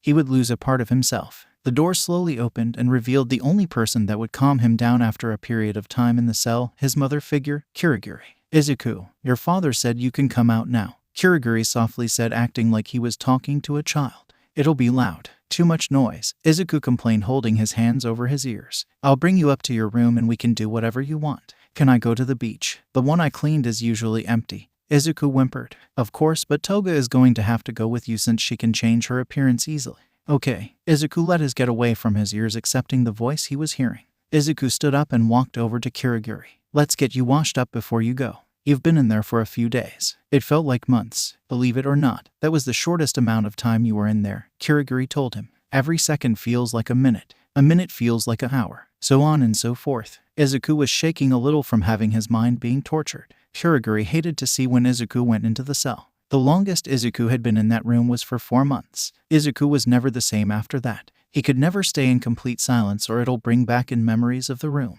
A form of PTSD came with that room. The two walked straight to the bathroom. You start to wash up. I'll grab some fresh clothes for you. 𝐀𝐻𝐸 left the room and left 𝐬𝐻𝐸 standing there. He turned to see himself in the mirror. His green hair that was once fluffy was flat and looked a mess. His eyes were red from crying so much in that room. I look like a mess. He chuckled to himself. He flinched at the sound of his echo. I need to get out of here. The knock on the door made him jump again. I got your clothes, 𝐬𝐻𝐸. Come downstairs when you're done. 𝐬𝐻𝐸 opened the door and grabbed the clothes that were being handed to him. He put the clothes on the counter and started to undress to take a shower. 𝐬𝐻𝐸 walked downstairs, hair dripping wet, needing to get away for a little bit. He walked into the bar. 𝗀𝗏 and 𝗍𝗲𝗍 both knew how 𝐬𝐻𝐸 would be like after time in the silent cell. Hi 𝐬𝐻𝐸, 𝗀𝗏 softly said, not being her loud self. Hi 𝗀𝗏. Hi 𝗍𝗲𝗍. Where's 𝗧𝗍𝗪𝗏? 𝐬𝐻𝐸 asked, not seeing him in the room. I think he's going for a walk or something, she replied. Okay. He didn't make his normal type of comments towards 𝗧𝗍𝗪𝗏. He didn't feel like it. 𝐀𝐻𝐸 said you wanted to walk to the beach. 𝗀𝗏 asked 𝐬𝐻𝐸. He just nodded. Do you need to use your quirk to change or anything? He asked quietly. I'm just going to put normal clothes on and let my hair down. I look like a totally different person. Give me a second. I'll be right back. 𝗀𝗏 ran to the back room and ran up the stairs. 𝗍𝗲𝗍, what time is it? 𝗍𝗲𝗍 pulled out his phone and checked the time. 11 in the morning. 𝐬𝐻𝐸 just nodded. 𝐀𝐻𝐸 walked over to 𝐬𝐻𝐸 and handed him a phone. A lot of people message you. I'm guessing they are from UA. 𝐬𝐻𝐸 took the phone from 𝐀𝐻𝐸 and unlocked it. He saw the many notifications from his friends in the class, mostly Todoroki and Uraraka. What's the story father told the school? I don't want to give a different story and compromise the mission, 𝐬𝐻𝐸 said straightforward. He said that you were kept home for mental health purposes. 𝐬𝐻𝐸 nodded. He read some of the messages that were sent. They were mostly asking if he was okay and whatnot. He then went to the call log and cleared out the voicemail box knowing it was full of the same things. Before he closed out the app, he saw that there was a call that was answered while he was in the room. Who answered my phone and talked to Uraraka? That would be me, 𝗀𝗏 said, running back into the room. She was wearing a t-shirt and some shorts. That combined with her blonde hair flowing down truly made her look completely different.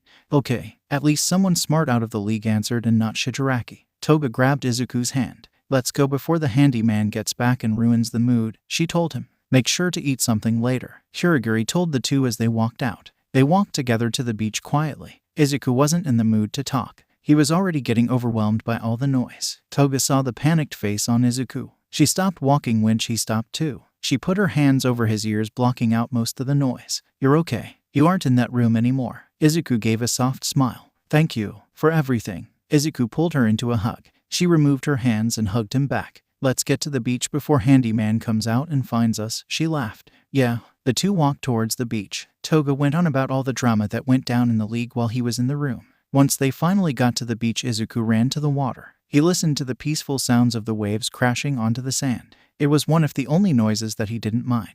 You already looked relaxed, 𝗀𝗏 noticed. They stayed there for most of the day and went to get food when they could. 𝐬𝐻𝐸 felt relaxed. He hated that room. Every time he would be punished by his father like that, he would question to himself, does father even love me? Am I truly a villain? Questions that he couldn't answer. Questions that would need time to answer. The next morning 𝐬𝐻𝐸 walked to school like normal, but without his headphones. He was still jumpy at sudden noises, but he knew it would go away eventually. Hi 𝐬𝐻𝐸, Uraraka said, surprising him. His body jumped at the sudden noise. He wanted to crawl away and cover his ears. Sorry, are you okay? She asked, seeing him jump. She looked into his panicked red eyes. Honestly, no. My mental state isn't the best right now. He couldn't tell her about the soundproof room. He couldn't tell anyone about it. Me and Todoroki tried calling you a few days ago. Tilly picked up the phone. She was kinda rude, Uraraka went on saying as they walked towards the school's front entrance. 𝐬𝐻𝐸 chuckled a little. 𝗀𝗏 was really protective at times. Sorry about her. She just wanted to help me. That's just her personality. 𝐬𝐻𝐸, are you in an abusive household? 𝐬𝐻𝐸 stiffened a little. I mean, I get made fun of by my other cousin a lot, but we do it to each other. That's not what I mean. The conversation was interrupted by Kirishima walking, seeing the two near the school's entrance. 𝐬𝐻𝐸, you're back. We missed you, buddy. He smiled welcomely. Hey nerd, I finally came up with a nickname to call you. How about Deku? Bakugo growled. He was standing next to Kirishima. Whatever, Izuku shrugged. He kept walking forward and into the building. The three that were left looked at each other, breaking character. What the hell is wrong with him? Bakugo asked. No clue. Is his mental health that bad? Izuku walked as fast as he could to the bathroom. His stomach was hurting still from where Shigaraki had kicked him repeatedly. He walked to the bathroom and into one of the stalls. He raised his shirt and saw the large, dark bruise on his stomach stretching to his side. Damn it, he said. Looking at it made it only hurt worse. He walked out the stall and looked himself in the mirror. What am I doing with my life? He turned on the water in the sink and washed his face. The bathroom door opened and walked in Todoroki. Izuku, you're back, he said in his usual monotone voice. Yeah. Izuku took a paper towel and wiped his face to get all the rest of the water droplets off. You're hurt, aren't you? Izuku went wide-eyed. I don't know what you're talking about, Todoroki. Todoroki put his hand on Izuku's waist. Izuku was shocked by the action but also flinched as he got close to the bruise. Pull up your shirt, Izuku. I won't take no for an answer, Todoroki commanded. Izuku grabbed the bottom of his button-down shirt and slowly lifted it. Todoroki saw the never-ending bruise on his stomach and sighed. Who did this to you? Why do you care? Izuku snapped. 'Cause my father abuses me, both mentally and sometimes physically. He abused my mother and my siblings. Izuku went silent. I had told him stories about Endeavor and how he was like a flaming trash can. Please, Izuku, who did this? No one of importance, he said, looking away. Todoroki sighed. I can tell you are not in your usual state of mind. You're not as confident as you usually are. Just give it a few days. I'll go back to normal soon, Izuku sighed, grabbing his things. This isn't the first time, isn't it? Todoroki, I'm warning you. Don't get too deep into my life. You'll only get hurt. With that, Izuku walked out the bathroom. Todoroki sighed, looking to the mirror himself. But you're hurting yourself in your own life. The day seemed to drag on. Nothing interesting was happening. Izuku was bored. He looked up to the clock in the classroom and saw that the day was almost over. He didn't want to go back to the league yet. He couldn't. Izuku, Aizawa said, calling on the boy. The two of them had came back today. Yes, stay after class, please. Aizawa didn't give any more information and dropped the conversation at that and went back to teaching. Izuku thought about what he would need to tell him. Did Todoroki tell him about the bruise? His mind clouded everything that wasn't that thought. How would he explain it? How much did he tell him? Izuku started to panic. He couldn't hear the cries of his classmates calling him. He blocked out noise. It was like putting him back into the room. He closed his eyes and saw himself there. He wanted to open his eyes back up, but he couldn't. He was stuck. He felt a soft touch on his arm. It was someone coming through the smallest opening. Izuku. He slowly opened one of his eyes and saw Aizawa standing next to the boy. Everyone's attention was on him. Sorry, everyone, he apologized. Aizawa felt the boy shake in fear still. Uraraka, bring him to recovery, girl. He needs to rest. The girl got up and ran over to Izuku. Come on, Izuku. I'll call your family to tell them about your panic attack once we get to the nurse's office. Uraraka helped him up and they walked to the hall. Whatever you do, do not call them. Izuku let out. Uraraka was set back at the request, but she didn't want to dig deeper into the matter. Okay. Izuku was lying down on one of the couches that they're in the nurse's office. Recovery girl had to leave the room for a while, welcomed Izuku to stay as long as he needed. Izuku was thankful that she never saw the bruise on his stomach. A soft knock sounded at the door and walked in Aizawa. Izuku sat up from the couch. Mr. Aizawa, he said, acknowledging him. You okay? He asked blankly. Izuku let out a sigh. Yeah, just mentally out of it still. Aizawa patted Izuku's head. I just wanted to thank you for saving me. I don't remember much, but I know you dragged me out of the mess. I know you are going to make an amazing hero one day. Izuku smiled at the compliment. Thanks, my father thinks otherwise. He said that it was a dumb move to save you. He was afraid I was going to get hurt. He lied at the last part. Everyone gets hurt. That's a part of life. You should be proud of yourself, no matter what. Izuku smiled. Thanks, Mr. Aizawa. You're welcome, problem child, he smiled. Izuku ended up leaving school after Aizawa had left the nurse's office. Izuku sighed to himself. I need to get back to normal. He's going to get pissed if I blow my cover, he told himself. He looked up at the sky that was still blue with white fluffy clouds. Do I even want to? Izuku's relationships with his classmates were growing. He was creating friendships. I don't want them to get hurt. He tried to get the idea out his head. He was part of the growing league of villains. He's the son of the most feared villain of all time. He should be violent and feared, but he was cunning and caring. He walked into the bar seeing Shigaraki and Kurogiri. Welcome back, Izuku. How was your day? Kurogiri asked. Izuku shrugged. I'm going up to my room. Shigaraki laughed. I forget how you get after you get out that room. You should also have a nice large bruise from the other part of your punishment. Izuku stiffened at the mention of the bruise. What does Master even see in you? Yes, you're his biological son, but what else? Shigaraki was trying to get on Izuku's nerve. Don't you want his attention? Izuku paused. You see me as competition when it comes to his attention, so why am I the target still whenever I'm not around him? Izuku started to snap and Shigaraki. I'm just a boy trying to make his father proud. I may not be exactly like him, and that's because I'm not him. The villains in the room went wide-eyed. You are just a crybaby that killed his actual family, trying to take apart another, Izuku concluded. Shigaraki jumped at Izuku and started to swing his fists at him. Izuku dodged each punch and just stared him in the eye. You're lucky that I don't kill, but I do hurt people who hurt my friends and family, and technically I view you as neither. Izuku swung his fist so quickly, a blink of an eye and you would miss it. It hit Shigaraki square in the face, causing him to crumble to the floor holding a now bloody nose. Izuku, are you back to normal now? Toga asked, seeing the whole thing from the hall, too afraid to walk in. Izuku cracked the joints in his neck and hands and let in a deep breath. He let it out and looked Toga in the eye. Back and better than ever. Little did the League knew, All for One was watching the whole thing. From when Shigaraki first started to taunt his son to when Izuku punched him. All for One grinned his mischievous smile. That was the fastest he's ever recovered. But he needs to break out of his hurt people who hurt my friends and family nonsense. All for One thought about it. It hit him that he had a quirk he promised never to use on the League. A quirk that could change everything. He had taken the quirk from someone a long time ago. All for One sighed. I'll only use it if it's the last option. Izuku woke up the next morning feeling like his old self again. He wasn't scared of noise anymore and he felt confident in himself. That was the quickest recovery. Funny, he said to himself. He got out of bed and walked to the mirror in his room. He saw the large bruise that was slowly fading. Izuku shrugged and went to put on the UA uniform. He hummed to himself as he got ready. He had to get more information about the Hero Society. He needed to get closer to the teachers and staff. That's when it clicked to him. He smirked at the idea he had thought of. He quickly finished getting ready and grabbed his book bag.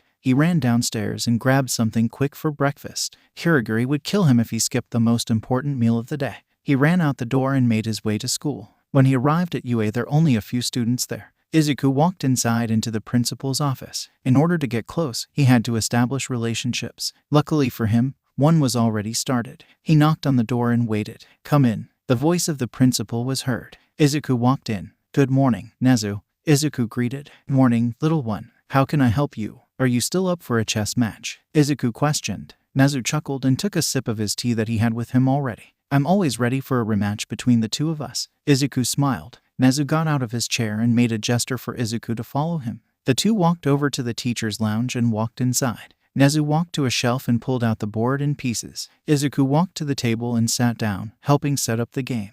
Principal Nezu, what happens if this game lasts till the start of class? Izuku asked. We will just play until the game ends. Your test scores are high enough and truthfully you would just need to be in class for the hero laws and sorts, he explained. Izuku smiled again, knowing that he would just need to make the game stretch and get as much information as he could. Nezu turned the board so the white pieces were Izuku's, but Izuku shook his head. If you don't mind, I would like to be the black pieces. Nezu shrugged and turned the board back. Good luck, little one, Nezu said, being in good sportsmanship.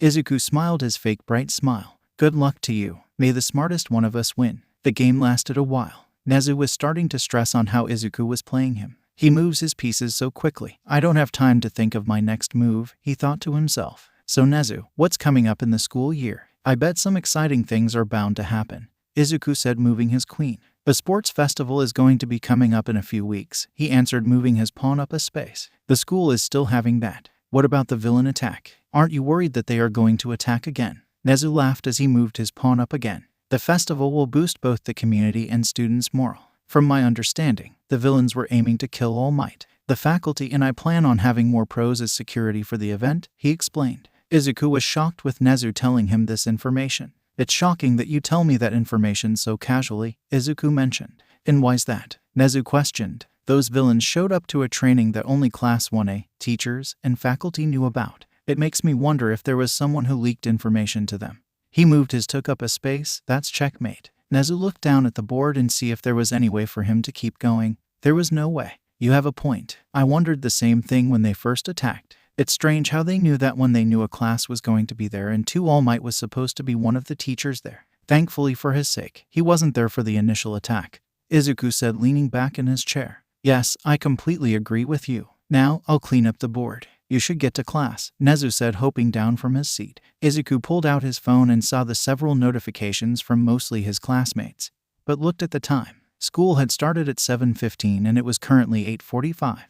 We do take long when playing this game, don't we? Izuku laughed, standing up from his seat. We do indeed. Two intelligent minds playing such a complex game is bound to take a while, 𝐁𝐸 agreed. Well, it was a good match, 𝐁𝐸. 𝐁𝐸 started to speak before 𝐁𝐸 walked away. If there's anything you ever need to talk about, I'm always here. 𝐁𝐸 put on a smile. Thank you, 𝐁𝐸. I'm glad there is someone I can trust completely here at UA. 𝐁𝐸 grabbed his bag and walked out the door. 𝐁𝐸, where have you been? Class started almost 2 hours ago. Uraraka said whenever 𝐁𝐸 had walked in. It's completely rude to skip out of valuable classroom time, Ada scolded. Listen, I was playing chess with 𝐁𝐸. It just takes a while for us to play, 𝐁𝐸 explained, putting his hands acting like he was someone innocent of a crime. You seem to be back to your normal self, Todoroki said, noticing 𝐁𝐸's sarcasm. You got me there, Todoroki. I leave the classroom for 1 minute and 4 people are standing and talking, Aizawa mumbled, walking in through the door. Sorry, Mr. Aizawa. They all said, walking back to their seats. 𝐁𝐸, who won? Aizawa asked. I did, he replied, sitting down in his chair. So the need win a game of chess, what's so grand about it? Bakugo grumbled. 𝐀𝐦, that was my second time beating our principal in an extreme mental game, something you probably won't ever be good at, he smirked. What did I say about that nickname Deku? Deku, huh, I'm sorry to say but I'm not useless. Boys, Aizawa broke up the fight that was about to start. Bakugo turned back to the front of the class and 𝐁𝐸 brought his attention to what was written on the board. Alright, now that I have order back in my class, time to talk about hero laws. The lunch bell soon rang and most of the class jetted to the lunchroom. 𝐁𝐸 grabbed his bag and waited for the room to clear out. He didn't want to be in the rush of the hallways to the lunchroom. He was the only one left in the room and he felt awkward.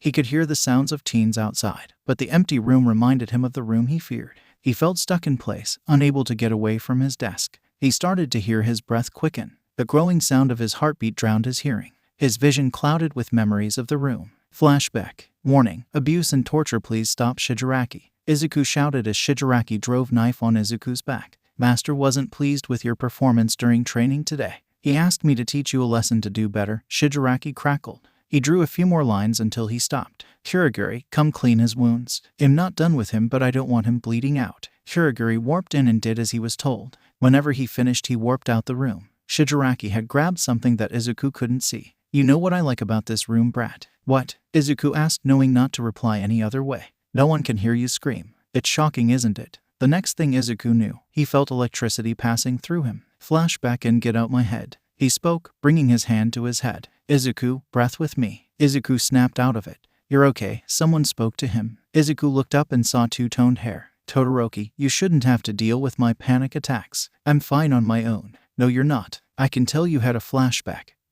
And not a good one. Come on, let's bring you to the bathroom and freshen you up and calm down. 𝐁𝐸 just nodded. Todoroki gently grabbed 𝐁𝐸's hand and led him out the empty classroom. The halls weren't crowded with people, making it easier for them to get to the bathroom. The two of them walked in. 𝐁𝐸 walked to the sink and placed his hands on the sink, taking deep breaths. Do you want to talk about it? Todoroki asked. It has to deal with a part of my life I don't want people to get into. 𝐁𝐸 spoke. I can handle a secret. Me and my siblings do it with my father. 𝐁𝐸 sighed. I'm pretty sure I have PTSD from something that happened to me whenever I was little. I remember being thrown in a soundproof room for days at a time. I can't stand being in a room with little noise anymore. You see what happens, he spoke. Who would do that to you? Someone who hates my guts, but the feeling is mutual. I've kicked his butt a couple times myself. 𝐁𝐸 started to laugh. I'm happy the episode is over, Todoroki spoke. What do you mean? You're laughing and acting like yourself again. And you are talking to me like a normal person. Sometimes you need to talk out your problems. 𝐁𝐸 never thought of it that way. Thank you, Todoroki. Now I'm starving and I'm pretty sure lunch is going to end soon.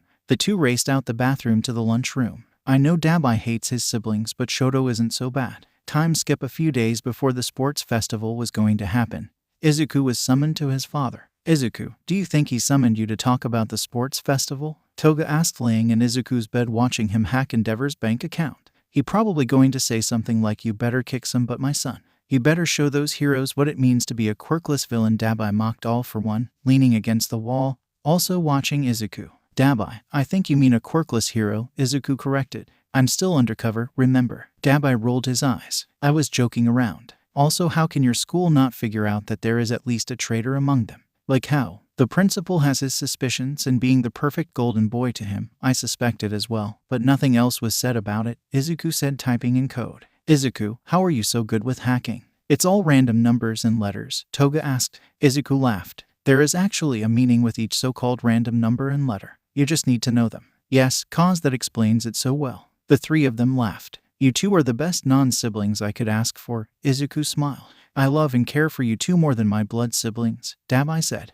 You basically disowned those people. Of course you care about us more, Toga pointed out. Yes, but if I was a normal person who actually cared about them, I would still love and care for you two more. Oh, 𝗬𝗲𝗊, the other two said. Here, Izuku said, tossing a card to 𝗬𝗲𝗊. You can use it without being traced. You would think that his password would be something complex and well thought out and not Shoto Todoroki my greatest creation. How? Just how? Toga asked, shocked by the length of the password. The man only sees him as the perfect child after 3 failed attempts. Me being failed attempt number 1, 𝗬𝗲𝗊 piped in. I don't know if I should laugh, Toga said. Laugh. Okay, good. Cause I wouldn't be able to hold it in, Toga giggled. Izuku looked down at his watch. I got to go. My meeting with him is in a few minutes. Good luck, Izuku. Toga cheered, still laughing about 𝗬𝗊𝗊. I'll be back. Izuku left the room and headed downstairs. He was in casual clothes with his hair tied back. Tsuruguri, can you give me a ride to my father? Izuku asked politely. Tsuruguri put down the glass he was cleaning. Of course, Izuku. The sports festival is coming up, isn't it? He asked. Yep. He's probably going to talk to me about it, Izuku told him. Alright then, I'll send you over now. Tsuruguri created a warp gate in front of Izuku and he walked through. Father, I'm here, he announced, walking into the new building. Izuku, my son, I need to speak with you and it's very important, All for One told his son. Izuku walked up to his father. Is it about the sports festival? Yes. Izuku grinned, being right about what he was called for. What do you want me to do in it? You want me to beat every single worthless hero in training. He chuckled, but felt weird talking about his friends like that. Not exactly. Izuku grew confused. What? I don't want you to participate in it. It's a televised program and full of ways for you to get injured. So you are actually acting like my father, worried about my safety. Izuku snapped. I don't want you televised as a promising hero in training. Plus, if you get injured, just think about what could that mean for the league, All for One replied calmly. Izuku was angry. He kinda wanted to show everyone not to overlook the quirkless. Father, there's no way in talking you out of that, is there? Izuku asked. You know my word is final. Alright then, how do we tell the school? The principal sees me as the golden boy because of my IQ, Izuku pointed out. You'll start to act sick the day before the event and I'll call the school the next morning saying you are too ill to go to school. The classic fake sick plan. Izuku rolled his eyes. Is that really the best idea you got? Without anyone raising suspicion, yes. You, Izuku, are an incredible actor. You'll be able to pull it off. Izuku nodded. Alright then. Is that all? Use the sports festival as a time to study the students in depth.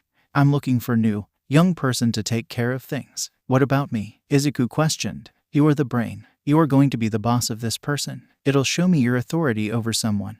All for One told his son. Thank you, father. I will take this festival seriously. I'll analyze every aspect of it and chose the best person to recruit. Izuku bowed. That will be it, my son. You may return. I'll walk back. I want some fresh air. I'll message Kurogiri. Izuku pulled out his phone and messaged him. Once he got a reply, he left. I'm leaving now. Izuku didn't wait for a reply before he walked out the building. He yawned out, having the bright moonlight shine down on him. Stupid 𝗬𝗊𝗊 making me hack him again. I get so tired after the fact, he said, yawning again. He walked in silence before he heard familiar voices. Ada, it's getting late and we are in the middle of nowhere. Why are we even here? Uraraka, we were on a date. Haven't you ever just walked around to get lost? No. Izuku panicked, realizing who it was. Excuse me, over there. Can you point us to the nearest train station? Ada called out. Izuku knew he couldn't let them know that it was him. He did what he thought best. They didn't know the area. He did. He ran. He sprinted through the different alleyways and streets. He took the darkest paths, looking back, making sure they weren't following him. He hid in an alleyway, making 100% they weren't following him. He waited a couple minutes before hearing their voices again. That was rude of him. Uraraka complained. I know, right? Who wouldn't help people in need? He seemed to know the area though. If it wasn't for your quirk, we wouldn't have caught up to him. Uraraka, do you see him around? I'm pretty sure he lost us. Izuku watched as the two teens walked away in defeat. He counted to 200 before he got out of his hiding spot. He looked around, making sure that he didn't see anyone. Once he made sure the coast was clear, he started to walk to the league. He opened the door to the bar and walked in. Izuku Midoriya, Kurogiri shouted, seeing the greenette walk in. Where the hell have you been? Toga, 𝗬𝗊𝗊, and I were getting worried sick. Mom mode was activated. I saw students from UA and they tried to talk to me. I had to run and hid. One of them has a quirk that lets them run fast. I had to go through so many back alleyways to lose them. Izuku explained. You better tell that to 𝗬𝗊𝗊 and Toga. Get to bed after, you look exhausted. Gee, thanks. Izuku walked upstairs and saw an angry and worried 𝗬𝗊𝗊 and Toga. This is where I die. And there was this rude guy who ran whenever we tried to ask for directions. Uraraka told Izuku about her and Ida's date while waiting for class to start. Damn, how rude are people these days? Izuku agreed, playing like he was hearing this for the first time. Todoroki, how was your weekend? Uraraka asked, seeing the half and half boy walk in the classroom. It was pretty good actually. Me and my sister went out and had a sibling day, he replied, walking to his seat. Aowa, all the girls adored. Izuku, how was your weekend? Todoroki asked with a small smile on his face. It was pretty good. Practice coding on my computer. You do code? Kaminari asked, overhearing the conversation. Yeah, but everything is so confusing. It's a great way to exercise the mind. You are too smart for your own good. I'm jealous. Uraraka laughed. Wish I could share my smarts then. Izuku joined in with the laugher. Honey, no. I want to learn your beauty routine. You always look so good. Mina joined in. Ooh, generics. Everyone in the class laughed out to his response. I'm being completely honest. I don't really do much. Then who is it? Mina asked. Izuku looked confused by what she was saying.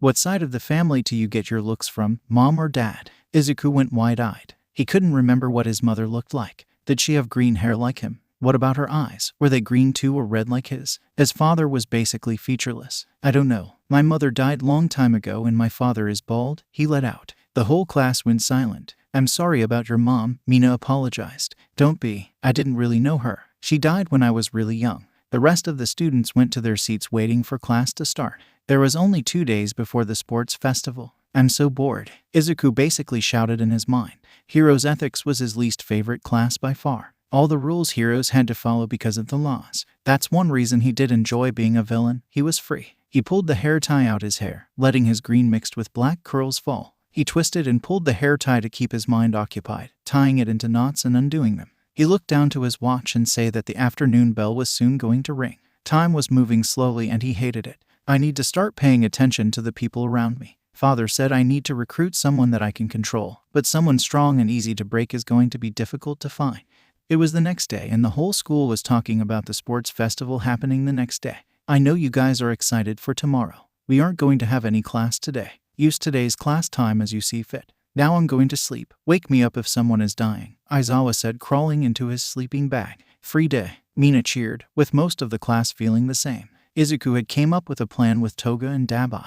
Probably not his best idea. Acho, Izulu fake sneezed, sounding completely real. He added the action of him wiping his nose to add on to the fake sickness. Izuku, are you okay? Uraraka asked, sitting on Ida's desk. Not really. My allergies started to act up and it hard to function correctly because of it. He replied, acting like he had a stuffed nose. Do you need to go to recovery, girl? Todoroki asked. No, I'll text my cousin to get me some allergy medicine. She usually takes care of me when anyone in my family gets sick. Izuku pulled out his phone and started to text Toga. They are believing every single lie. He put away his phone in his bag. Have you guys realized that there hasn't been any League of Villains attacks? Mina pointed out. You are right. It's like they just stopped. Kaminari agreed. They got scared like a bunch of weaklings. 𝗑𝗪𝗪 growled. I don't know, man. They don't seem like the ones to be scared. Kirishima added to 𝗑𝗪𝗪. Izuku knew that there was attacks, mostly robbing stores and 𝗑𝗲𝗊 stealing Endeavor's credit card. Again. Also, did you guys hear the rumor? Mina asked. What rumor are you talking about? Momo asked. Okay, I heard that there's a traitor in the school working for the villains. Izuku stopped breathing.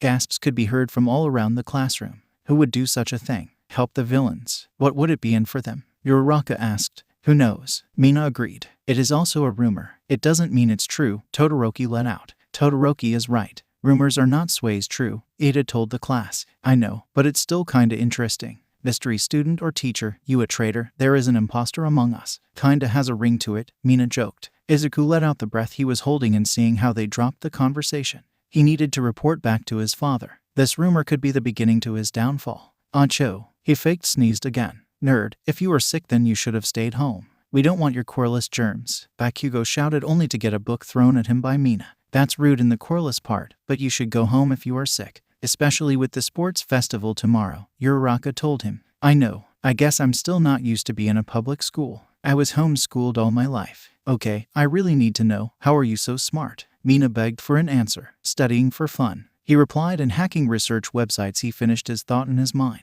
Acho, Izuku. Toga cheered, seeing the boy walk into the bar. How are you feeling? You look a little pale. I don't think you can go to school tomorrow, she joked. I'm feeling awful. I can't seem to stop sneezing. My allergies are really killing me this time of year. He played along.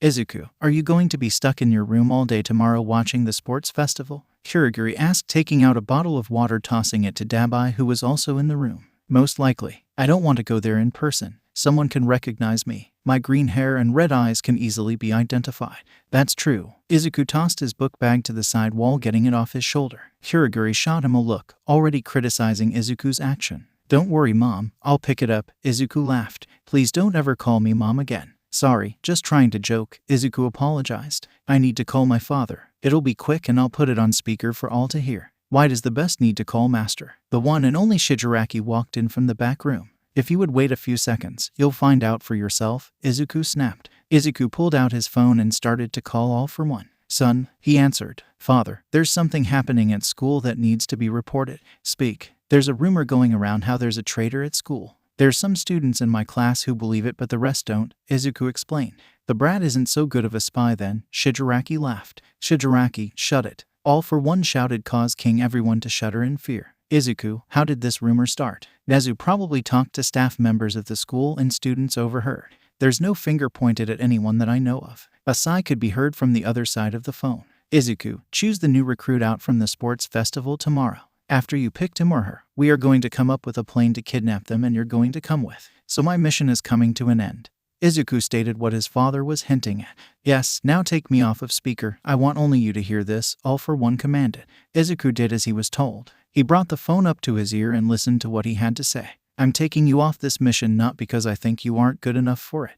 You are still my son and I'm your father. I do care for you. I don't want you getting arrested and pulled away from the only family you know. I understand, Izuku replied with. Thank you for understanding. Now I'll speak with you after the sports festival. The phone call ended and Izuku put his phone back into his pocket. So the big man is removing you from your mission. Toga seemed to be sad. He's doing it so I won't get arrested. If I get caught, they can use me to get to you guys and I care about you guys. Even handyman here. Izuku smiled. Plus we would lose the brain of the league and that would be problematic, 𝗑𝗲𝗊 added. Now then, I'm going run to the store. I need some notebooks for tomorrow. There's going to be a lot of note-taking. Who's coming with? I'm so going. Toga shouted. 𝗑𝗲𝗊, are you coming too? I'm going to pass. You two can blend in better than me. Izuku nodded. Toga, do you need to change before we leave? Toga took the hair ties out her hair and let the blonde hair fall to a little past her shoulders. She was already wearing a hoodie and leggings. I'm ready. Izuku and her ran out the room and into the streets. How much farther? Toga complained. The two had went to a store that was far away from the league's hideout. I needed to switch locations of getting my notebooks. 𝗑𝗲𝗊 accidentally destroys some while handyman purposely turns them into ash. I get a lot of notebooks. So you purposely get a ton of notebooks because you know those two will end up trashing them. You are so amazing, Izuku. She clutched his arm. Izuku shrugged, allowing her to hug up on his arm. We're here, he said as they walked into the store. They walked straight to the notebooks and grabbed at least 6 or 7. Are we going to sit? No, we are going to pay for them. The cameras and guy working the front desk saw our faces. He cut her off. But can't you know, cause he would call the cops before I had a chance to. You are too good at knowing what I'm going to say. I just know you. The two made their way to the front and put the notebooks on the counter for the cashier to check out. Izuku looked up to the cashier and his eyes went wide. Kuda, I didn't know you worked here after school, Izuku said, signaling Toga that he was a UA student.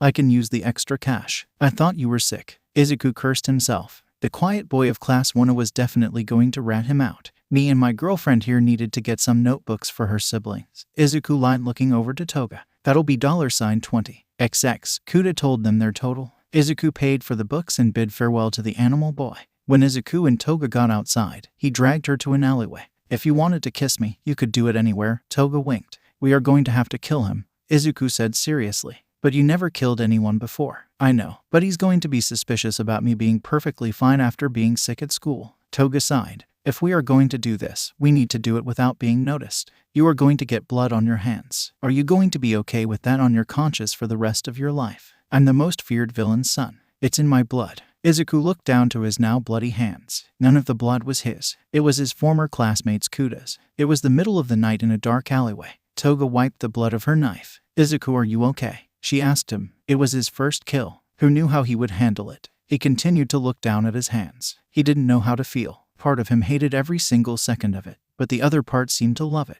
He closed his hand, putting on a sickening grin. Toga felt a chill go down her back seeing the boy grin in such a way. I didn't love it, but I didn't hate it, he finally answered. We should get back to the base. I texted 𝗵𝗲 what we were doing and hopefully he lied to 𝐀𝐦. Just imagine what he will be like once he figured out we killed someone. They had already got rid of all the evidence of the crime they had committed. Let's get going. It's the middle of the night and the trains probably stopped running for the night.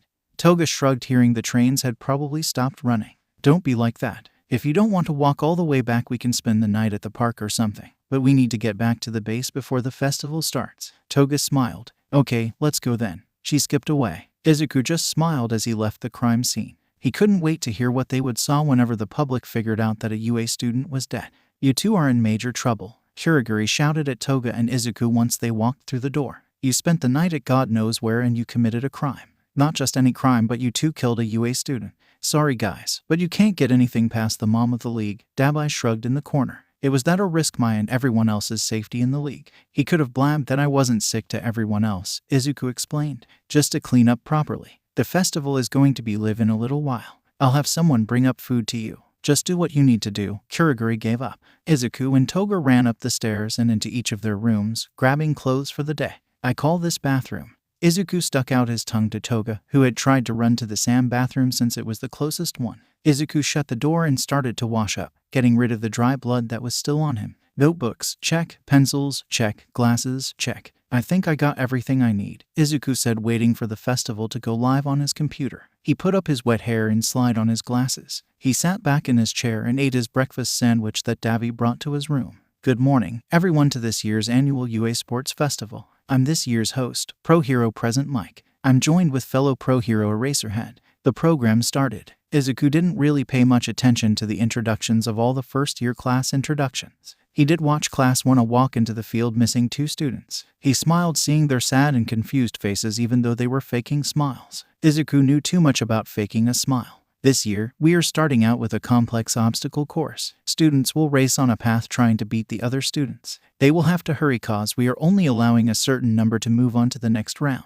Present Mike, you're so loud, Aizawa said with his mic on. But I had to explain what was going on to the crowd and people watching at home. You also don't need to use your loud voice for that. We have mics for a reason. 𝐬𝐸 laughed at the two going back and forth. Soon the rules were explained to the students and the race started. 𝐬𝐸 observed the students carefully. Todoroki and 𝗵𝘃𝐸 were ahead by far compared to everyone else. 𝗵𝘃𝐸 seemed to go all out start to finish. Todoroki, however, was only using half his power. He was only using the ice side. That idiot is stupid. It's his quirk, not his father's, 𝐬𝐸 mumbled. The camera panned to the other students who were making their way through the course. 𝗵𝘃𝐸's quirk needs him to sweat in order to make these explosions. He definitely has anger issues and a short temper. I'm going to keep my eye on him. 𝐬𝐸 let out, writing down information he was learning about the students. The first round came to an end and the second round started. Students had to work as teams to get other teams' point-worth headbands. 𝐬𝐸 noticed how everyone went for the largest number. It's smarter to get headbands that get you to the qualifying level. You don't need to get first. He rolled his eyes. The second round ended, leaving only a small group of students left for the third and final round. We are going to be taking an hour-and-a-half break for lunch and for our students to prepare for battle, Present Mike announced. Also, this is unrelated to the sports festival, but we do have a student missing. His parents called the school this morning to report that he had never made it home from his after-school job. The boy's name is Kuji. He's very shy and likes to talk to animals. We are displaying his photo now, Aizawa said as a picture of Kuda appeared on the screen. If anyone has any information about his whereabouts, please contact the local police. Now we'll be back in 1.5 hours. 𝐬𝐸 took off his glasses and rubbed his forehead. So they noticed he's missing already, 𝐬𝐸 stated. This is going to be an interesting couple of days. Time pasted and the program was back live. Welcome back and welcome to the third and final round of this year's sports festival. Present Mike screamed into his microphone. 𝐬𝐸 shoved the ham sandwich he was eating in his mouth. He took a quick sip of his water and brought his attention full back to the computer monitor. For the final round, students will go 1v1. To win, they have to knock their opponent out of bounds, or their opponent isn't able to continue on in the match. Here is the bracket. 𝐬𝐸 wrote down all the names he saw, making sure not to leave a single person out. 𝐬𝐸 watched each and every single fight, making sure to write key points about each person. Thankfully, the finals had mostly Class 1 students. He knew about their abilities already. There was one student who had made his way to the finals that piqued 𝐬𝐸's interest. The boy had purple hair and noticeable eye bags underneath his purple eyes. 𝗀𝐸, you're a general studies kid. You're a huge mystery to me, 𝐬𝐻𝐻 spoke, watching him go up on the battlegrounds. The battle started, but the two students didn't move. So, your quirk is basically you having a tail, right? 𝗀𝐸 spoke. Yes. Now are you? His opponent spoke, but suddenly stopped. 𝐬𝐻𝐻 noticed the small smile grow on 𝗀𝐸's face. Now, be a good monkey and walk out of bounds. 𝐬𝐻𝐻 watched as the other boy did as he was told and walked out of bounds. He must have some kind of brainwashing quirk. He can be useful here, but I don't want to deal with him. He seems difficult. 𝐬𝐻𝐻 wrote an X near 𝗀𝐸's name. The 1v1 battles continued to go on. As it grew closer to the finals, he couldn't help but grow interest in two people. Two people who he thought he could turn them into a villain, but twisting their minds, Todoroki and 𝗵𝘃𝐻𝐻. Everyone else didn't interest him. People's ideology and quirks came into play whenever he was picking. Todoroki was extremely powerful, probably the most powerful in Class 1A. His half fire and half ice could give the league great power, but he was 𝗬𝗲𝐼's biological brother. He already hates the Todoroki name. Bringing Shoto to the league could bring anger 𝗬𝗲𝐼. 𝐬𝐻𝐻 caught a chill. You never anger 𝗬𝗲𝐼. 𝗬𝐻𝐻 knew from experience. 𝗵𝘃𝐻, on the other hand, had a short temper. It could get angry just at a single word. His explosive quirk could definitely be useful in the league. 𝐬𝐻𝐻 watched as the final battle was about to start. 𝗵𝘃𝐻 versus Todoroki. The match was mostly �𝘃𝐻 yelling at Todoroki to use his full power. 𝐬𝐻𝐻 rolled his eyes. Stupid Todoroki, use your damn flames. 𝐬𝐻𝐻 shouted at his screen. His bedroom door opened a few seconds later and 𝗬𝗲𝐼 poked his head in. Couldn't help but hear your words of anger. You do realize that even though I despise the name and want no association to it, I am still a Todoroki, and I do use my flames. 𝗬𝗲𝐼, if you don't shut your mouth and leave my room, I swear I will. I'm leaving. 𝗬𝗲𝐼 closed the door and left 𝐬𝐻𝐻 in his room. They should know not to bother me when I'm doing research, especially if it's going to affect the league in a major way. The battle came to a close with Todoroki being covered with frost and knocked out, being held at the collar of his shirt by an angry 𝗵𝘃𝐻. The side profile of the two was something that made 𝐬𝐻𝐻 smile. The two were pretty attractive. 𝗵𝘃𝐻, you are going to do great things for the league, 𝐬𝐻𝐻 said, marking down his final thoughts in his notebook before turning off his computer. He walked out his room with notebook in hand and down to the bar. I think that today was a successful day. He gave a smile. Kid, you killed someone and stalked the first-year students of UA. Kurogiri spoke, playing checkers with Toga. Yes, and I picked the student the all-for-one wants me to mentor. Is it that sad excuse of Endeavor's son? 𝗬𝗲𝐼 asked, scrolling on his phone. He was at the top of my list, but when he's only using half of his power, he's pretty worthless. I'm going with the explosion quirk, 𝗵𝘃𝐻 Katsuki. Do you think you can twist his mind to our ideals? Kurogiri asked, moving one of his checkers pieces, beating Toga. Toga looked down to the board in defeat. I just need to plan it right. 𝐬𝐻𝐻 looked down at his phone, feeling it vibrate in his hand. Who's that, 𝐬𝐻𝐻? Toga asked, looking up, accepting her defeat against Kurogiri. Mostly Class 1A telling me results. Also, asking if I'm okay. You should text them back. Let them know that you're not dead, Kurogiri advised. Smart. 𝐬𝐻𝐻 replied to the class group chat. Congrats 𝗵𝘃𝐻 for winning the festival. My allergies are horrible and I wouldn't been able to function today. I should be back tomorrow. See you then. 𝐬𝐻𝐻 was about to put his phone away until he got a text from All-for-One. Kurogiri, warp me to my father. He just texted me. Kurogiri nodded and created a portal for 𝐬𝐻𝐻. 𝐬𝐻𝐻 walked through and walked to his father. 𝐬𝐻𝐻, did you pick someone out? The festival should have ended by now, the man spoke. I did actually. His name is Katsuki 𝗵𝘃𝐻. He had an explosive quirk. He uses his sweat and can turn them into explosives. That being, his temper is something. He chuckled at the end. I'm impressed you picked someone already. How are we going to kidnap him then? I'm working on that. I need more information from UA. I'll try to figure out, 𝐬𝐻𝐻 explained. Once you get a plan formulated, tell me. Understand? Yes, sir. 𝐬𝐻𝐻 messaged Kurogiri and a 𝗓𝗏 gate appeared. I'll see you soon, father, 𝐬𝐻𝐻 said, walking through the portal. All-for-One watched the boy disappear into the dark purple portal. Something's different about him. He doesn't seem as innocent, All-for-One thought. In fact, he's more confident about kidnapping this 𝗵𝘃𝐻 boy. All-for-One called Shigaraki. The phone barely rang for a second and he had picked up the phone. Master, Shigaraki's voice crackled. Shigaraki, why is my son so confident? I know he usually is, but something is different about him. Shigaraki laughed a little. The missing UA kid that the news started taking about this morning. Yes, what about him? Your son killed him. All-for-One had hung up the phone. He couldn't help but smile. My son has blood on his hands now. I'm guessing he finally grew out of the whole caring for others deal. He was born to be a villain. 𝐬𝐻𝐻. Mina cheered, seeing the boy walk through the door. The name caught everyone's attention and all eyes went to him. Hey guys, he peeped out. How are you feeling, 𝐬𝐻𝐻? Uraraka asked him. Nose is stuffy still, but I'm back in action, he said, talking through his nose. Thanks to Toga's makeup skills, she was able to make his nose look red from blowing into a tissue. Her makeup skills were quite impressive. Izuku walked over to Todoroki's desk, passing the angry blonde who was already yelling for some reason. I watched a program from my computer. Congrats on getting second, Izuku said with a smile. Wish my father would say the same. He keeps going on that I should use my flames. I will never use his quirk, he replied.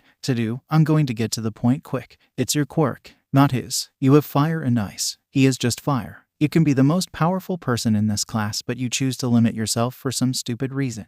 You'll never become a great hero with only half a quirk. Todoroki looked up Izuku. Before he could reply with anything, Aizawa had walked in, starting class. Izuku rushed back to his desk, as well as everyone else who wasn't in their seats. Izuku looked to the one empty chair in the classroom. Kuda is still missing, as you can tell, he started to say, but the security cameras at his job did show that he left work. Kuda had a job? Kaminari questioned. Yes, some kids have after-school jobs for certain reasons.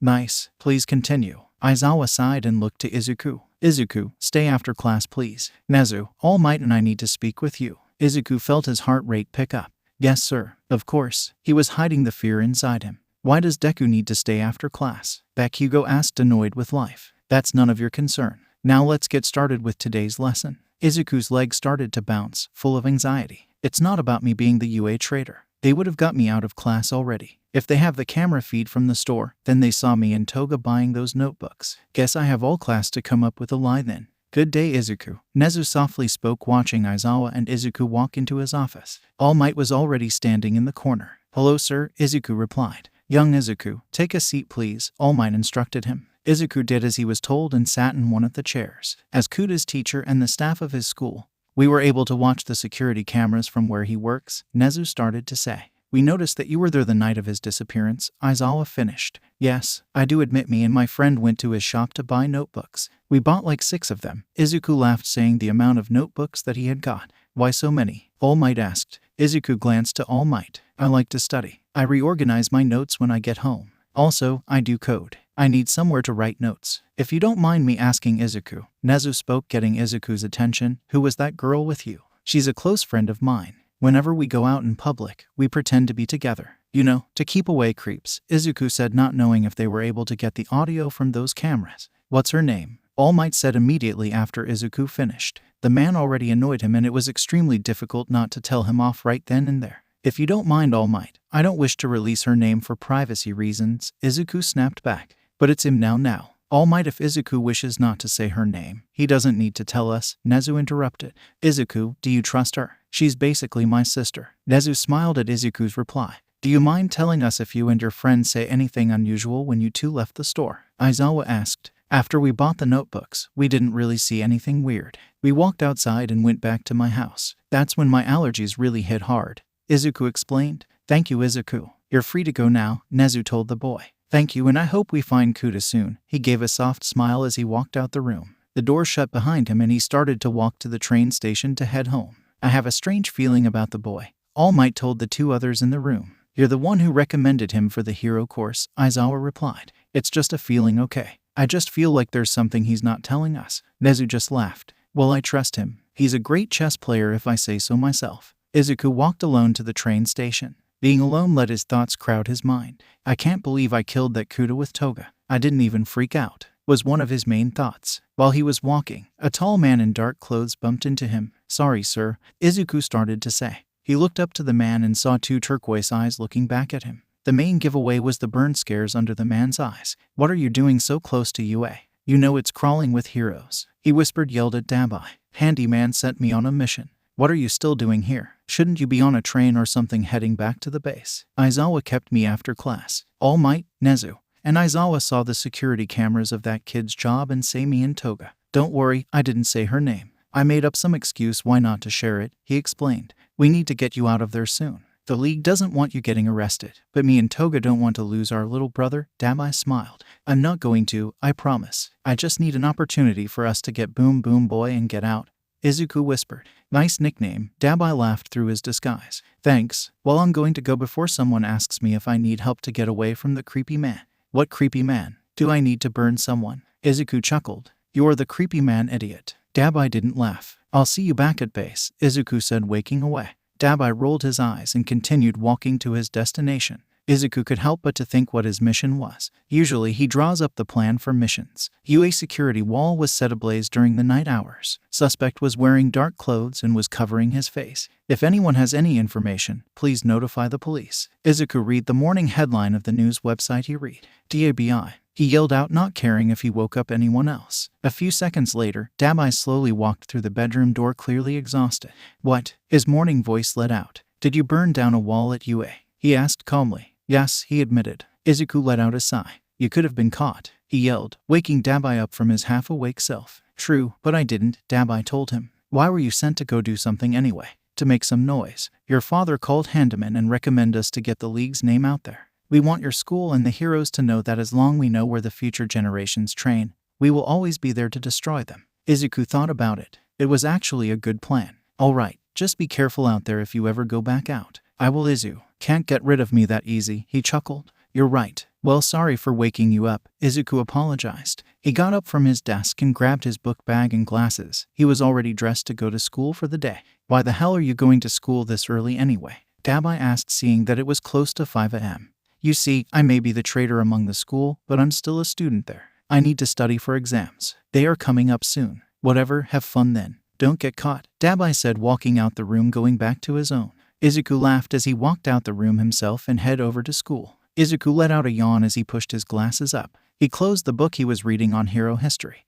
Not his favorite subject. He shook his head and reopened the book. What the hell are you doing here so early? 𝗵𝗃𝐻𝐽 shouted. Oh my god, you wear glasses too. Mina squealed. Izuku looked over to the classroom door. Mina, 𝗵𝗃𝐻𝐽, Kirishima, and Siro were all standing there. First off, Kaken, I'm studying. Secondly, Mina, only when I read for a long period of time and when I'm on my computer, Izuku explained. I told you don't call me that. 𝗵𝗃𝐻𝐽 yelled. I'm not in the mood to argue. Izuku rolled his eyes, going back to his book. What are you studying, Izuku? Mina skipped to Izuku's desk. Hero history. Don't really like history too much, he replied, not looking up from the book. OMG, I have an idea. Mina squealed again. We should have a class study session. Kirishima answered. We would be able to help with hero history and you will be able to help with your strong subjects, Mina explained. I can be class bonding time, she laughed. There will be no we. I'm not doing that boring thing. 𝗵𝗃𝐻𝐽 threw down his bag and sat down in his desk. Come on Baku bro. It'll be fun, Kirishima let out. I'm not going to some stupid study session. Plus, didn't you say that you wanted to study with me? 𝗵𝗃𝐻𝐽 growled. Kirishima went red in the face. Izuku noticed. Oh yeah, forgot about that, he chuckled. Sorry Mina. Don't worry, I'll talk to the rest of the class and see what they say. The day had moved extremely quick. Too quick for Izuku's liking. He hated to admit it, but this mission was his time staying away from Shigaraki. He enjoyed not being made fun of by the man-child. Before I let you kids leave for the day, I need to talk about a few things, Aizawa started to say. Did the police and heroes find Kuta yet? Momo asked. Aizawa had let out a sigh. This morning, the police discovered dried-up blood in an alleyway not far from his workplace. They followed the trail and, long story short, he was found dead. Gasps were heard from all around the classroom. Some tears slipped out of some people's eyes. I can't believe that it took this long to find the dried-up blood. Me and Toga left the blood but not out fingerprints, Izuku thought, pretending to be shocked as well. Also, a villain had burned down one of the security walls surrounding the school. We can only assume that this is the work of the League of Villains. Please be aware of your surroundings at all times whenever out in public. Everyone knows your faces. The class was silent except for the few people who were still crying. Izuku had looked around the classroom and saw Ida tense. Ida was never tense. Why was he? Anyway, on a brighter note, we have collected internship requests from the pro-hero agencies from the sports festival. I will display the names and who got offers now. Aizawa clicked a button on a remote and it revealed names with numbers next to most of them.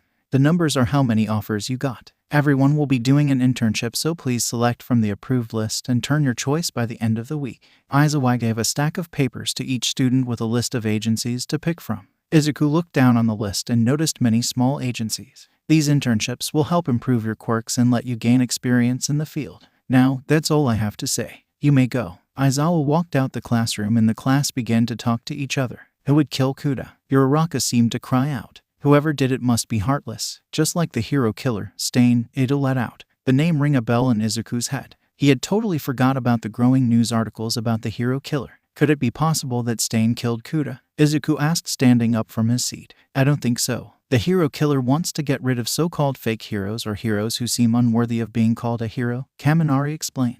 Plus, why would he kill a shy high school student? Asui added on. True. Izuku thought back to one of the articles. Stain had attacked a hero with a quirk extremely similar to Ida's. Ida, I'm sorry if this hits a soft spot, but didn't Stain attack your brother? Ida had never shared that pro-hero 𝐻𝐸 was his brother. How did you know we were brothers? And yes, he did. Ida was shocked. You two are not far in age, plus your hero costumes are similar, and quirks too. It's just adding all the details together. Wow, you're very observant, Ida replied. I get that a lot. It's a blessing and a curse, just like your looks. Mina smiled, trying to lighten up the mood. Thanks. Izuku laughed. The comment had put a smile on almost everyone's faces. Izuku was going to have to tell his father and the rest of the league about the hero killer and also about the internships. He wanted to meet this hero killer for himself, in person. So let me get this straight. Your father doesn't want you to take part in an internship. Why, may I ask? Aizawa spoke with Izuku on the day the students had to turn in their chosen place to do their internship.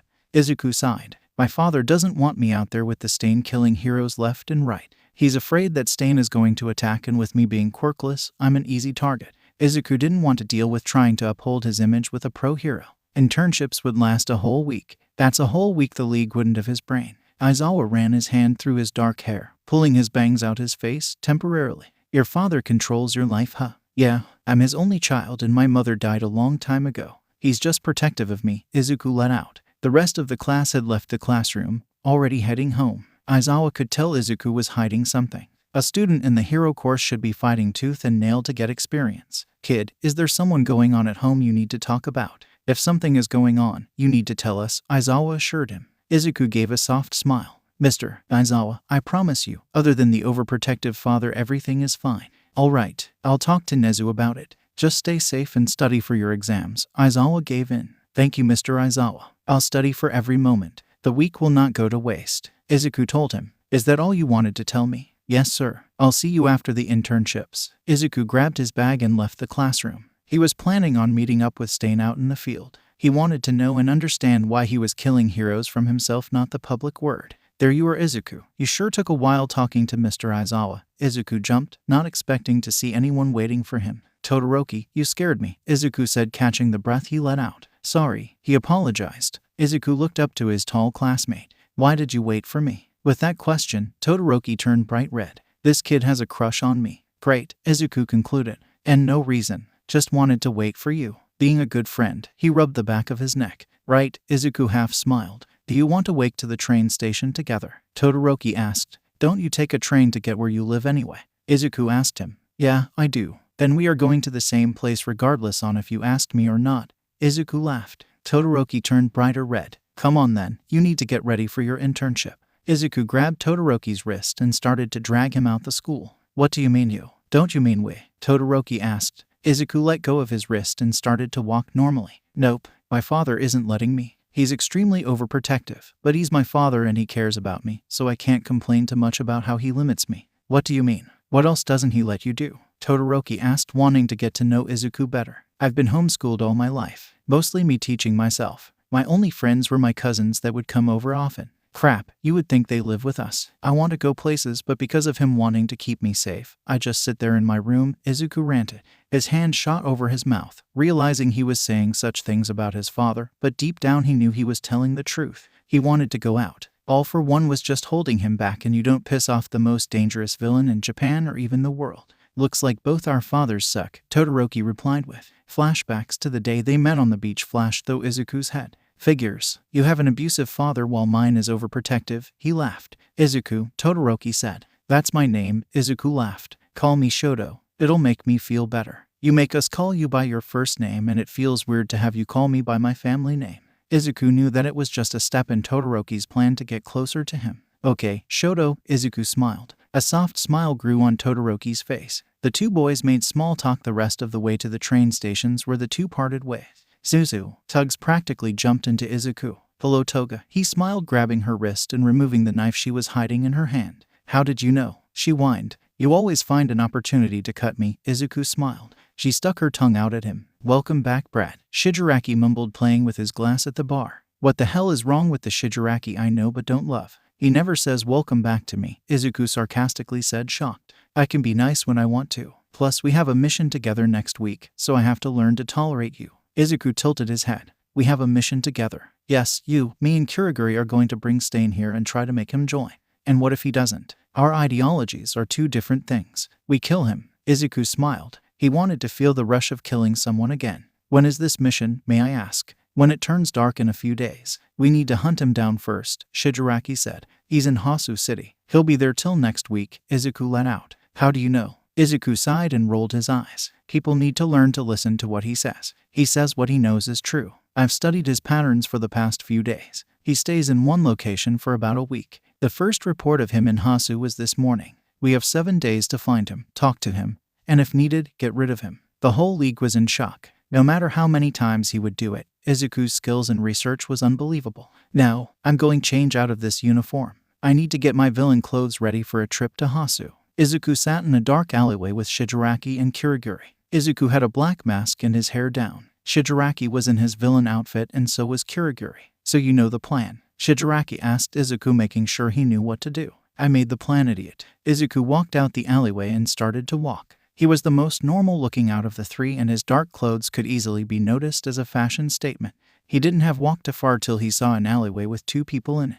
He turned down the alleyway and saw the man he was looking for with a minor league hero lying there. He's dead, isn't he? 𝐬𝐸 asked calmly. Get lost. This isn't a place for a kid, 𝗧𝗏 said, starting to walk away. I'm here on behalf of the League of Villains. The leader wants to speak with you, 𝐬𝐸 told him. Why can't he come, him or herself? Why do they need a kid to come get me? He stopped walking away. My position in the league does not need to be revealed to someone who's not in the league. Just speak with our leader and you'll be free to go, 𝐬𝐸 explained. Police lights started to light up the alleyway. 𝗧𝗏 started to panic. 𝐬𝐸 was blocking the exit. Kid, if you don't move we are both going to get caught, 𝗧𝗏 said. Then come with me. I have a way out. Do you? 𝐬𝐸 was manipulating 𝗧𝗏's mind already. Fine, I'll go talk to your leader, 𝗧𝗏 agreed. 𝐬𝐸 smiled and lifted his phone up. I got him, he said. All of a sudden, one of 𝐀𝐦's portals appeared. Go through that portal, 𝐬𝐸 commanded. 𝗧𝗏 did as he was told and rushed into the portal while 𝐬𝐸 followed. The portal was already closed up whenever the police got to the alleyway. But they knew this was the work of 𝗧𝗏, and they saw the portal at the last second. They appeared in the league meeting hall. It was an abandoned building in the middle of nowhere. An easy meeting spot to go to and not get seen. Welcome, 𝗧𝗏. We have been expecting you, 𝐶𝐻𝐬 said, sitting in the middle of the rest of the people in the league. Are you the leader this kid was telling me about? 𝗧𝗏 asked. No, but I am his eyes and ears, 𝐶𝐻𝐬 told him. 𝐬𝐸 stood behind 𝗧𝗏 and was giving the say-so about 𝗧𝗏's situation. 𝐬𝐸 had won the highest say-so in the league. So tell me, why kill some heroes? Why not all of them? 𝗂𝗎 asked. There are a lot of fake heroes. They don't deserve the title of hero. They do it for the pay and fame. Nothing more, nothing less. They don't care about the public. I only kill those. There are some heroes I respect. All Might is the definition of a true hero. He doesn't do it for the money. He truly acts for the people, 𝗧𝗏 monologued. The name All Might made 𝐬𝐸 gag. Why do you act the way you do? What is the point of the league? 𝗧𝗏 asked in return. The society is corrupted with fake heroes. We want a society that doesn't just rely on quirks. You shouldn't rely on a quirk to determine your rank in this world. We want the hero world to crumble. 𝗬𝐸 smiled. Quirkless people were treated like dirt. He read about it. He could just imagine how he would have grown up if he was discriminated for being quirkless. Our idols are different then. There needs to be true heroes out there, but wiping them all out would be more problematic than anything else, 𝗧𝗏 told them. We were going to ask you to join the league, but I see that there's no way to convince you that our idols are better, 𝗂𝗎's raspy voice let out. You are correct, 𝗧𝗏 said. 𝗂𝗎 knew that he would be killing him, but to not make it look suspicious he needed to wait. Breach, take him to a clear area. Even though he's not with us, we aren't truly his enemies, 𝗂𝗎 commanded, making up a villain name for 𝗂𝗎. Yes, sir, 𝗂𝗎 said, hating every second he had to act like 𝗂𝗎 was a higher up rank than him. 𝗀𝗎 created a portal that led to a different empty alleyway in 𝐽𝑠U City. You should be far away from the police. This is still 𝐽𝑠U, so you can go back to what you were doing in your life, 𝗂𝗎 said, about to walk back into the portal. Kid, how old are you? 𝗧𝗏 asked, stopping him. 16. 𝗂𝗎's red eyes looked into 𝗧𝗏's, sending chills down his back. You don't seem like the person to be a villain. I've been a villain for all my life. I don't think I'm changing my profession. He smiled behind his mask. Just don't throw away your life to being a villain. I know you have potential to create an incredible future. Whatever helps you sleep at night. Goodbye, 𝗧𝗏. 𝗂𝗎 waved goodbye, walking back into the portal. Once the portal closed, 𝗂𝗎 ripped off his mask. Breach, why? 𝗂𝗎 asked. Even though I hate to admit it, you're the brain of the league. I have no clue what we would do without your hacking and research skills. Therefore, Breach as in security breach. 𝗂𝗎 thought about the name. It did have a nice ring to it to him. He never picked out a villain name for himself because he never went out. But he was older and becoming more of a threat to be reckoned with. Breach, he said, hearing the ring it had to it. Shigaraki, I actually liked something you created. Shigaraki shrugged off the insult. Kirigiri warped everyone else back to the base. We should plan an attack in a few days. It'll distract the heroes as I go in and get rid of 𝐡. Izuku suggested. You just make the plan. We will follow it, 𝗵𝗊 ensured. And just like that, the villain, Breach, was born. It was the day where Izuku would get rid of 𝐡. He knew that the pro heroes would be crawling around the streets, but he trusted Shigaraki to follow through with the plan he made. Izuku had his hair pulled back to show majority of his black hair. He hid the green as much as he could. Izuku was around in a random alleyway waiting for the signal to strike. He knew that 𝐡 was going to be in the area. All he had to do was be observant of his surroundings. He pulled up his black mask that matched the rest of his dark clothes and stood there. It was about 30 minutes till he heard heroes and police's radio go off. Multiple Namu sightings in the heart of Hasu City, requesting all available persons. The radio sounded out. That was Izuku's cue to walk out the alleyway and look for 𝐡. After walking a few minutes, he heard talking and some yells from a different alleyway. This is where he's at then, Izuku said, turning the corner. He noticed 4 people in the alleyway. 𝐡, pro hero, native, Ida, and Todoroki. Izuku deepened his voice a little to throw of his classmates. 𝐡, I have been looking all over for you, Izuku announced, getting the attention of everyone there. Did that stupid person you call your leader send you to get me again? I told you I don't want in. Now leave if you know what's best for you, 𝐡 threatened. You see, I can't do that. There are so many things that went over your head whenever we spoke to you. Izuku continued walking closer to 𝐡, passing the 2 students who were confused by the interaction. Everyone outside of the villain world thought 𝐡 was part of the League of Villains. Breach, I told you not to throw away your life to those villains, 𝐡 told him, ignoring what Izuku said. Look, I'll make this short and sweet. Shigaraki is not the leader. I have a higher ranking than him in the league, he started to say. Izuku slowly brought out a knife he hid in his sleeve and walked till he was face to face with 𝐡.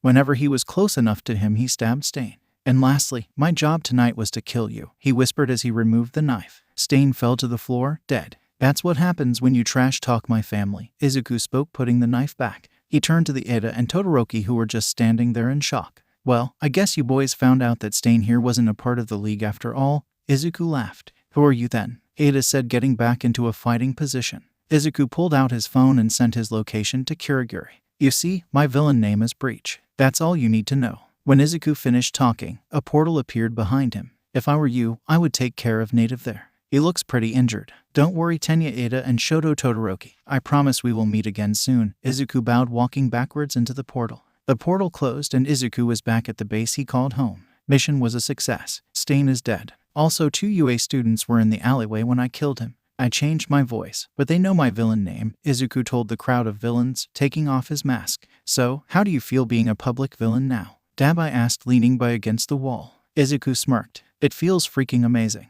Zuzu, you look so cute with your black hair showing. Toga squealed. Thanks, he smiled. So, what are you going to do for the rest of the week? You still have a few days till you go back, Shigaraki asked. I might hang out with my amazing not siblings, he said, meaning 𝗵𝗊 and Toga. I'm down for that. We need a sibling day, 𝗵𝗊 agreed. I'm not hacking Endeavor's credit again, Izuku said bluntly. Fine, you kids should go wash up and get to bed. It is getting late and the heroes are most likely busy with the nomus we left there, Kirigiri told everyone. True, we can chill for a few days and let the panic of a new villain ride out, Izuku said, pulling the hair tie out his hair. Well, good night, losers, 𝗵𝗊 waved, going up to his room. Yeah, you know you love us. Todoroki and Ida stood there in awe. They had witnessed 𝐡 being killed by a villain they had never heard of. Who the hell was that? Todoroki asked. His villain name was Breach. That's what 𝐡 called him, Ida replied. You help native to the street. I'll go check to see if he's okay, Ida said, limping to the injured pro hero. All 3 were injured, but only Todoroki and Ida were able to move around more. Todoroki slowly moved up to the body they were fighting before the new villain showed up. He noticed the blood surrounding him and he didn't see the rising and falling of anything. He slowly bent down and reached for 𝐡's wrist to feel for a pulse. There wasn't one. Todoroki didn't know what to do. He just stayed there looking at the body. Questions raced into his head about Breach. What did 𝐡 mean by don't throw your life away for those villains? Why did he call the league his family? Shoto, back away from 𝐡. Endeavor's voice called him out of his daze. He's dead already. A villain from the league killed him. The pro heroes who had ran to the team were in shock by what he said. There's a new villain out there and something tells me that he's going to be extremely dangerous. So is that all you know about him? The head of police asked the two boys as they sat in their hospital beds recovering from their battle against Stain. We told you everything that happened in the alleyway. We don't know anything else, Ida told the man. He whispered something to Stain when he stabbed him, but we couldn't hear him, Todoroki continued. All right, now that that's out, do you two know how much trouble you're in for fighting a villain without a hero's license of any form? Yes, sir, the two boys said at the same time. Rise and shine, Zuzu, Toga cheered, opening up the door. Izuku groaned as he sat up from his bed. What the hell, Toga? He said, rubbing the sleep out his eyes. Don't blame her. It's almost noon, 𝗑𝐻𝐻𝐿 said, coming up from behind her. I never sleep in that long, he chuckled, getting out of bed. Toga had to look to the floor to stop the blush from forming on her face. Izuku had bed hair combined with him being shirtless. The only thing he had on was sweatpants. Toga, are you okay? Izuku said, grinning. I'm okay. It's just you were hot, he breathed the last part. Put on a shirt, idiot. 𝗑𝐻𝐻𝐿 laughed, understanding Toga's confession. Izuku laughed as he grabbed a random shirt and slid it on. So, what things are on the news about me, since I missed the morning one? New villain that goes by the name Breach was the reason behind hero killer Stain's death. Witnesses say that they heard Stain and Breach confer about Stain's offer to join the League of Villains. Stain was never part of the League of Villains, 𝗑𝐻𝐻𝐿 mimicked the news reporter. They also described what you looked like and how your ruby earring is something to know you by, Toga added, finally able to speak normally. Izuku let out a yawn. So what's the plan for the day? Movie marathon, Toga cheered, jumping up and down. Izuku laughed as she skipped back to her room where they would have their movie marathons. She's going to want to play with my hair, huh? Izuku asked 𝗑𝐻𝐻𝐿. Yep, great. The three of them finished watching their second movie before they took a meal break. The three were eating chicken nuggets and talking about random things. I got tea about one of the students in my class, Izuku said, taking a sip of his water. That's fun. Spill it. Toga gleamed. A certain half-and-half boy has a crush on me. He smirked, glancing over to 𝗑𝐻𝐻𝐿. No, hell no. 𝗑𝐻𝐻𝐿 was annoyed. Relax, crispy bacon, he never confessed. I just figured it out, Izuku said, putting another chicken nugget in his mouth. How then? The boy waited for me to finish talking to Aizawa and walked with me to the train station. He also asked me to call him Shoto. He also turned red when I was talking to him and he was stuttering. I think I might play with his feelings a bit. That'll be fun, Izuku chuckled at the last part. But I have a crush on you. Why don't you accept my feelings? Toga asked. Because you know my secrets. He doesn't. 𝗑𝐻𝐻𝐿 rolled his eyes. So, you are going to act like his boyfriend when in reality you just want to cause the kid trauma. Izuku looked at 𝗑𝐻𝐻𝐿 innocently. Pretty much. Alright, I'm chill with it. The past never dies with me. Just don't mess with my mom, 𝗑𝐻𝐻𝐿 warned. I will not do anything to your mother, I promise. 𝗑𝐻𝐻𝐿 smiled. Good. Now let's get back to our movies before Krusty and the League's mother ruins our fun. Toga and Izuku laughed. This was Izuku's true family that he loved. Zuzu, can I do your hair? Toga asked, shooting popcorn into 𝗑𝐻𝐻𝐿's hair while he slept. Sure, why not? Also stop doing that before he wakes up and kills you. He won't kill me. Chase me down, yes, but kill, no. Izuku playfully rolled his eyes. If you're going to play with my hair, you got 10 minutes. Toga threw down the bowl of popcorn, cleaned her hands and grabbed every hair product she would think she would need. Any rules? She asked. No cutting it. I know how you are. Izuku heard the scissors be put away. This girl was really about to cut my hair. Alright, I have a new plan, Toga smiled. Izuku said a small prayer to the horrors going onto his hair. Who threw the popcorn in my hair? 𝗑𝐻𝐻𝐿 asked, waking up having the popcorn fall on him. Toga, Izuku said calmly. Sorry, but it was fun, Toga apologized. Whatever. Izuku, what the hell is she doing to your hair? Honestly, I have no clue. Kinda scared. Am I that scary? Toga asked. Yes, both boys replied. That was a quick response. She huffed, pulling Izuku's hair a few more times. Izuku was immune to the pain because of the treatment he went through when he was younger from his father and Shigaraki. And, done. Toga backed away from Izuku and admired her work. Izuku passed her his phone. Take a picture and show it to me, he told her. Toga took his phone and did as he instructed. When she passed the phone back, Izuku saw the French braid she had put in his hair. It went about halfway down his scalp and the rest was gathered into a ponytail. Holy crap, Toga. This looks amazing. 𝗑𝐻𝐻𝐿 got up from his seat and grabbed the phone from Izuku. His eyes widened with shock. Damn, I didn't know you can braid hair like that. I'm still a girl, you know. Knowing how to do a simple braid is the best hairstyle to know. I like how my green and black hair go into each other. It looks awesome, Izuku said, still in shock. You really like it, Izu? She smiled. Heck yes. The two boys laughed at Toga while she was freaking out. I love you two so much, she squealed, grabbing the bowl of popcorn from earlier. Oh, Toga, we love you. They continued to goof around till it was time for dinner.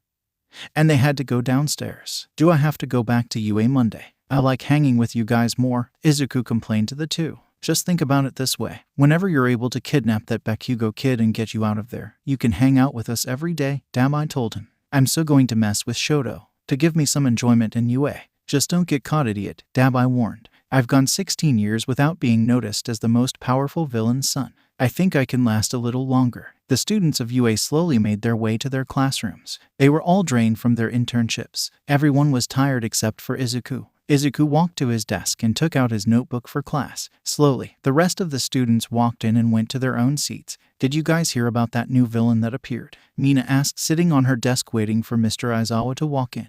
Me and Ada are the ones that saw him. The news didn't share that it was students, Todoroki admitted. He was strange. He acted like him and Stain had conflict with each other, but Stain clearly didn't have hatred towards him, Ada added on. Did he see you two there? Izuku asked, knowing the answer. He actually walked right next to us, Ada said, shocked. Damn, you two are lucky then, Izuku replied. I'm glad you two are safe. He could have killed you guys, Uraraka told them. Do you guys think this villain was the one who, killed Kuda? Mina asked. The whole class stiffened. They were still sensitive on the topic, except Izuku, who just acted like it. It's not impossible, Ada said. Didn't the dude have a giant earring? Izuku asked. That, and he had a ton of rings, Ada replied. And black hair, Todoroki added. Sounds like if you pass next to him with a metal detector then you'll find him, Kaminari joked. Sounds about right, Izuku laughed. The rest of the class let out a giggle. Aizawa walked in after the fact and the class had started for the day. Shoto, can I talk with you? Izuku ran to Todoroki whenever lunchtime came around.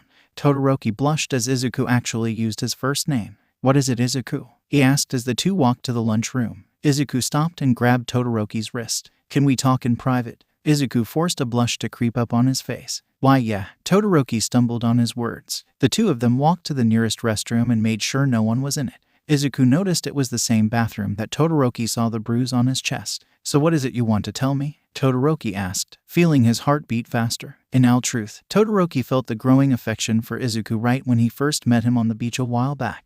I know you have a crush on me, Izuku let out. Todoroki turned bright red in embarrassment. Was I that obvious? He asked. And no, it's just me being too observant for my own good. Izuku chuckled, rubbing the back of his neck. So Todoroki didn't know what to say back to his crush. I've thought it through during your week of your internship. In truth, I think you're cute and well, I think I like you too. I've never had this feeling before and I'm not sure how to express it. Izuku looked up to Todoroki. Yes, I don't know how to express it. Todoroki smiled, hearing Izuku tell him that he liked him back. It felt like a weight that was being lifted off his chest. We don't have to say anything official yet. How about we go on a date? Get to know each other better first, Todoroki suggested. I think that'll be great. I'll plan the location. Can you pick the day? Yeah, my father's training schedule is brutal, but I'll find a way out of it. You really hate your father, don't you? More than anything. Now that your internships are done, your final exams are coming up, Aizawa announced. It's best to do well on these exams because it will affect if you will be able to attend the summer camp me and Class 1B's teacher created. Izuku perked hearing about the summer camp. He raised his hand and Aizawa called on him. What is the summer camp going to consist of? He asked. All information about the summer camp are classified. You won't know until it comes time to go to it, Aizawa replied. Izuku nodded and started to think of a plan. Going back to exams, he continued, grabbing everyone's attention again. If you fail any part of this exam, you will need to take summer classes. Students groaned hearing this. I'll start planning the study session, Mina shouted. Mina, can you wait till after class to yell? Aizawa told her, annoyed. Sorry, Mr. Aizawa, she apologized. Now, back to lessons with content on the exam. Me and Shoto Todoroki have a date, Izuku told 𝗳𝗲𝗍 and Toga as they sat around in Izuku's room. I still can't believe you're going through with that, Toga laughed. I never back away from a chance on having fun. Also, it helps with my acting skills, Izuku joined in on the laugher. Just don't hurt my dear old little brother, 𝗳𝗲𝗍 said sarcastically. The three went silent until they bursted out in laughter once again. That's literally the funniest thing you've ever said. Izuku between laughs. Is not. I'm a pretty funny guy. 𝗳𝗲𝗍 tried defending himself. Nah, Zuzu is right. Toga struggled to catch her breath. Once the three finally retained their composure, 𝗳𝗲𝗍 spoke. So where is this romantic date going to take place? Izuku thought about it. I was thinking about a nice walk on the beach and probably a picnic. Can I plan your outfit? Toga asked. Izuku shrugged his shoulders. Sure, why not? Toga lips curled her lips into a smile. I'm going to start planning it right now. Slow your roll. Shoto is picking the date. I pick the location, he picks the day. Ugh, fine. Before I forget, I need to tell the rest of the league about the class summer camp Aizawa told us about today. Everything is classified, so I'll need to work around it. 𝐬𝐬 paused. You're smart. You'll overcome it, 𝗑𝐵𝗲 encouraged. Yeah, you got this, Suzu. Toga added. Thanks, you too. I totally feel better. 𝗑𝐵𝗲 went wide-eyed. You mean me and Toga actually gave you needed encouragement? Nope. I know I got this, but I'll gladly take the encouragement. 𝐬𝐬 smiled, earning himself getting a pillow thrown in his face. Todoroki had sent him a text telling him that he was free on Saturday. The days flew by and soon it was the day of the date. Suzu, I need to plan your outfit. What are you doing still reading the news? Toga yelled at him. I don't need to leave till 10. It's only 8. And, beauty takes time. Go shower and wash your hair. I'll do everything else, she told him. Fine. 𝐬𝐬 X'd out of the tab that was open on his computer and grabbed some random clothes, knowing that he was going to have to change out of them anyway. Toga watched him walk to the bathroom and waited outside the door until she heard the water start. She jetted back to 𝐬𝐬's room and started to look through his many clothes.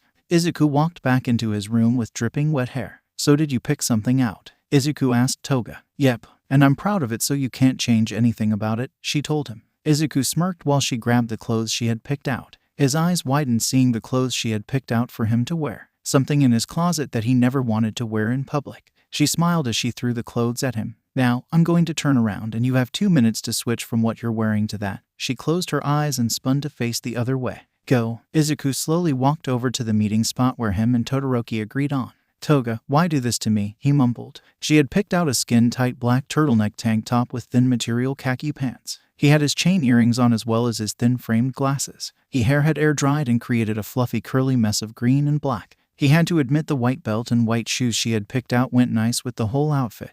You look amazing, 𝐬𝐬. Todoroki gleamed seeing him standing there. 𝐬𝐬 saw the sky blue button-down shirt he had in with not too loose or not too tight pants. It was simple but elegant. You don't look too bad yourself, Shoto. 𝐬𝐬 returned the compliment with a smile. So what do you have planned for us too? Todoroki asked, resulting in 𝐬𝐬 putting his index finger in front of his mouth. Not saying till we get to all the places. There's 2 in total, he smiled. Shoto couldn't help but feel the happiness in him rise. 𝐬𝐬 made him feel free from all the hardships of home and his own mind. Too bad 𝐬𝐬 didn't feel completely the same. The 2 boys walked to a small cafe that was near where they were. 𝐬𝐬 hummed a song that he had heard the other day without realizing it. Todoroki couldn't help but smile. He found it adorable. What song is that you're humming? Todoroki asked. 𝐬𝐬 went red, keeping his eyes forward. I was humming, he asked, glancing over to Todoroki. Yeah, it was soothing in a way. Todoroki replied, not wanted 𝐬𝐬 to feel embarrassed. Thanks, I guess. Honestly, I don't know. It's just a tune that gets in my head every now and then. 𝐬𝐬 grabbed Todoroki's hand and dragged him to the front counter of the cafe. The 2 quickly ordered, fighting over who pays for it. Todoroki ended up winning. The 2 walked and sat at an empty table in the corner, secluded from the rest of the people there with their items in hand. So, is this the first date you've ever been on? Todoroki asked 𝐬𝐬. Todoroki mentally slapped himself. Of course he's been on a date. Just look at him. 𝐬𝐬 stirred in the sugar packet he had put in his coffee. Yeah, it is. I just never seem to find an interest in people. But there's something about you that makes me feel different. He smiled through the lie. I never had time for relationships, Todoroki said, looking down at his sandwich. Because of your sorry excuse for a father? 𝐬𝐬 asked, knowing the answer. Yeah, let's save the personal stuff like family stuff for the second location. Let's just talk about our likings. What do you like, Shoto? Todoroki, 𝐬𝐬 asked. Cold soba. Anything else? Ew. 𝐬𝐬 went red. Todoroki chuckled a little. Let me turn the question. What do you like, 𝐬𝐬? Definitely code or research of any kind.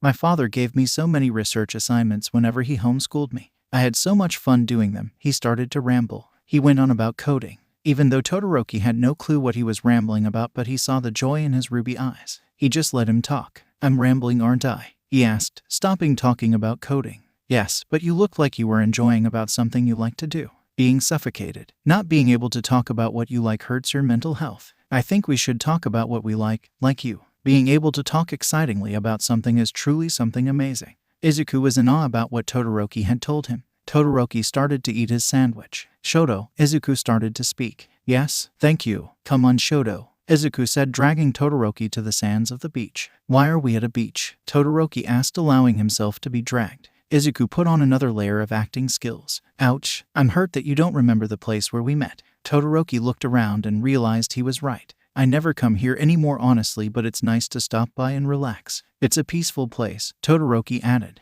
𝐬𝐬 hummed in agreement. 𝐬𝐬 bent down and took off his socks and shoes. What are you doing? Todoroki asked. 𝐬𝐬 rolled up his pants and placed his shoes in the sand. How do you not go to a beach and get your feet wet at least? He smiled. Izuku walked to the water till he was ankle deep and closed his eyes, feeling the sun rays hit him. He heard the waves crashing into each other, drowning out the thoughts in his head. He felt at peace, no stress. No stress from being a born villain. No stress of being undercover. No stress of being the most feared villain's son. Nothing. A small smile formed on his face. He felt free. He felt two arms wrap around him from behind, followed by someone's chin resting on his shoulder. His PTSD triggered slightly and he stiffened. "It's okay. It's just me," Todoroki whispered. "I'm sorry if this isn't comfortable for you. I should have asked." Izuku grabbed Todoroki's arms and held them in place around him. He looked over to Todoroki and just gave a soft smile. "Stay. It just surprised me." The two stood there like that for a few minutes, admiring the horizon and the glare from the sun reflecting off the water. "Shoto, let's talk on the beach," Izuku told him, grabbing the other's hand. Todoroki removed his head from Izuku's shoulder and nodded.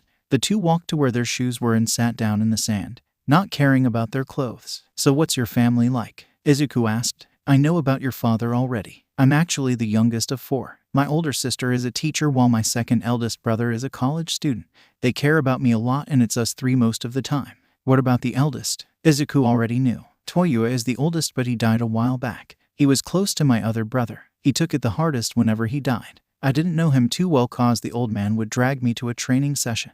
"And your mother?" Todoroki sighed and brought his hand to his scar that covered his eye. "He put her in a mental institution after she poured boiling water on my face. She said that this side of me reminded her of him too much. He pushed her over the edge, but she apologized as soon as she did it. I know she didn't mean to do it, but he caused her to do it." Izuku brought his hand to Todoroki's face. Todoroki placed his hand over his and leaned into it. He held Izuku's hand as he brought it away from his face. "What about yours?" Izuku had to play his cards right. He couldn't share a lot, but he had to remember what lies he told so far. "I live with my extended family. Aunts, mostly uncles, and my cousins. My father works a lot so I barely see him, but he's very overprotective. It's smothering most of the time, but I know he just wants to keep me safe." "Izuku, who gave you that bruise a while back?" Izuku hoped that he had forgotten about that. "It was one of my uncles. He got drunk and I was just the unlucky person closest to him." "Don't worry about it," he ensured. Todoroki nodded and let the matter go to rest. He had worried that Izuku was being abused by his family. "So what are we?" Izuku asked. "What do you want us to be?" Todoroki replied, hoping Izuku would say what he truly wanted to say.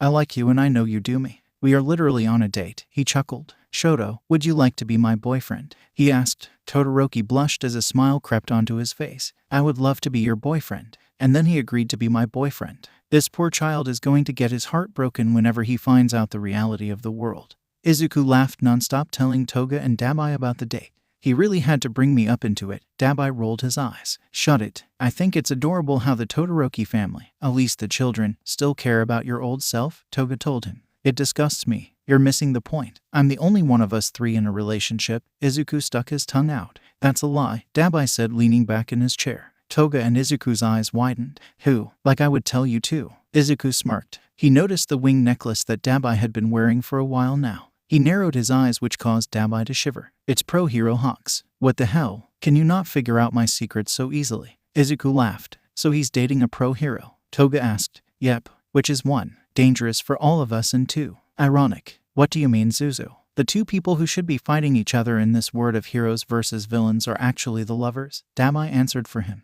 "Oh, that makes more sense." Izuku flopped back into his bed and let out a sigh. "I can't wait till I'm back here all the time. UA is so tiresome." "Don't worry, Zuzu. You'll get out soon." "I know, but first is finals. Welcome to my home, everyone." Momo announced, meeting majority of the class at the front gates of her mansion.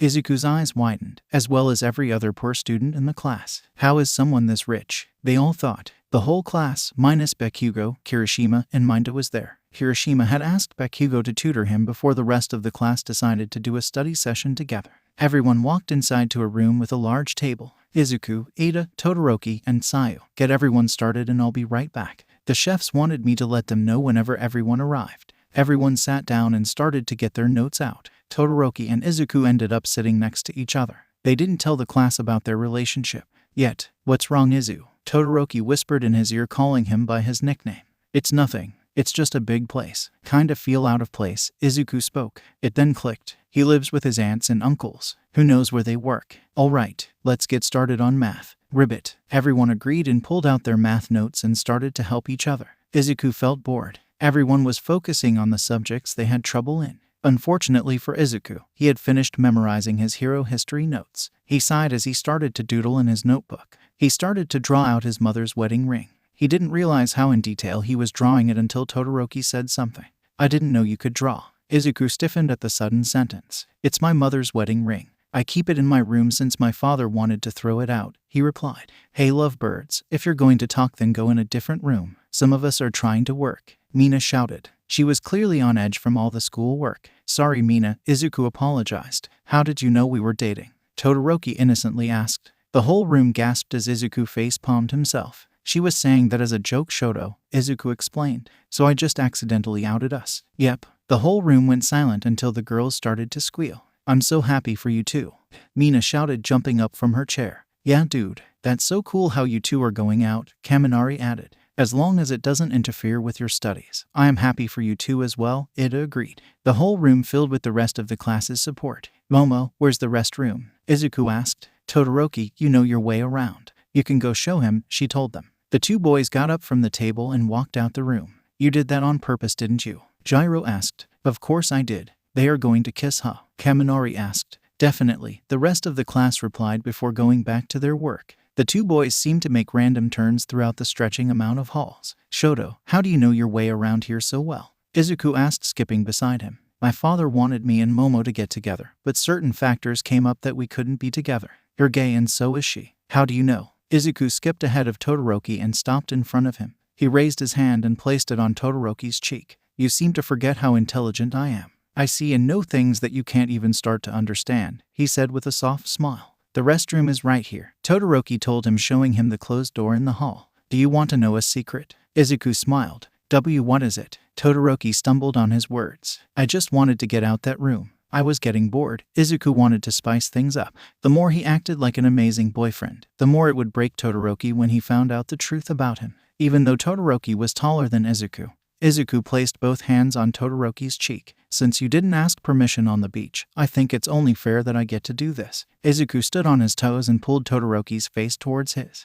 This was Izuku's first kiss and definitely Todoroki's first as well, but they both seemed like they knew what they were doing. Todoroki felt the sparks that his brother talks about whenever you kiss someone you love. Love? Did Todoroki feel that towards Izuku? He had thought he had figured out his feelings already. It seems like it was just the first step. On the other hand, Izuku didn't want to feel those sparks. He didn't want to have any real feels to the half and half boy. He didn't want to actually have feelings towards him, but he felt it. He felt the growing desire to protect him, to hold him close and never let go. He felt that sparks and deep down inside. He was enjoying the kiss. The two broke apart from what seemed like forever. "That was, wow," Todoroki stumbled out with the obvious blush plastered on his face. "Was that your first too?" Izuku asked with the same blush on his face. "Yeah, but I enjoyed it," Todoroki smiled. He felt the walls inside him slowly break down. Izuku was helping him. He was becoming free from his father's prison over him. "Let's get back to the others before they start thinking we did something more," Izuku winked. "What do you mean?" Izuku looked at Todoroki confused. "Shoto, you are too innocent for this world." "Thank you." Izuku playfully rolled his eyes and they made their way back to the room with the others. "I'm telling you, I can see the word in English and know what it means, but I can't pronounce it to save my life," Kaminari exclaimed to the whole table. "Kaminari, at least try," Momo spoke softly to calm him down. "I am trying. What can't you guys see?" Izuku, tell them learning a different language is hard. 𝐀𝐦 𝐍𝐭 𝐖𝐡𝐚 Apprendre une nouvelle langue est as simple. Izuku just smiled after finishing speaking. "You didn't tell moi that you knew French," Ayama spoke. "I learned it out of Spike. I know a few languages cause I was bored," Izuku told him. "You surprise me so much, Izu," Todoroki smiled. "You two make me sick with your relationship." "I want a boyfriend," Mina complained. The plan was set. Izuku sat everyone who was part of the league, including his father, and told them the game plan. Everyone in Class 1 and Class 1B would be going to the summer camp at an unknown location. Izuku set up a tractor in one of his earrings, in case the teachers would take away their phones. Izuku had told him to not message him when they were about to attack. He needed some sense of surprise in the matter. Izuku was sleeping on Todoroki's shoulder on the bus on the way to the camp. Almost everyone had passed their exams, and those who failed would take extra classes during the night. Izuku didn't tell anyone, but he was actually enjoying Todoroki as his boyfriend. He hated himself for feeling that way, but he had done this to himself. "Izu, wake up," Todoroki whispered his Izuku's ear. "No, I'm comfy." Izuku snuggled more into Todoroki's arm. "I know, but Mr. Aizawa told everyone to wake up." We're almost there. He pushed a strand of Izuku's hair behind his ear. Fine, Izuku complained. He took his head off of Todoroki's shoulder and started to play with the chain of his earring. I'm curious, how many piercings do you have? Todoroki asked him. I think about 3 or 4 on each ear, Izuku replied, turning on the tracker in the earring. Do they hurt? Not really. It does for a split second, but once they heal, you just put the earring in and make sure they don't close up, Izuku explained. Do you think you can give me one? It'll piss off my father and I think they will look cool on me.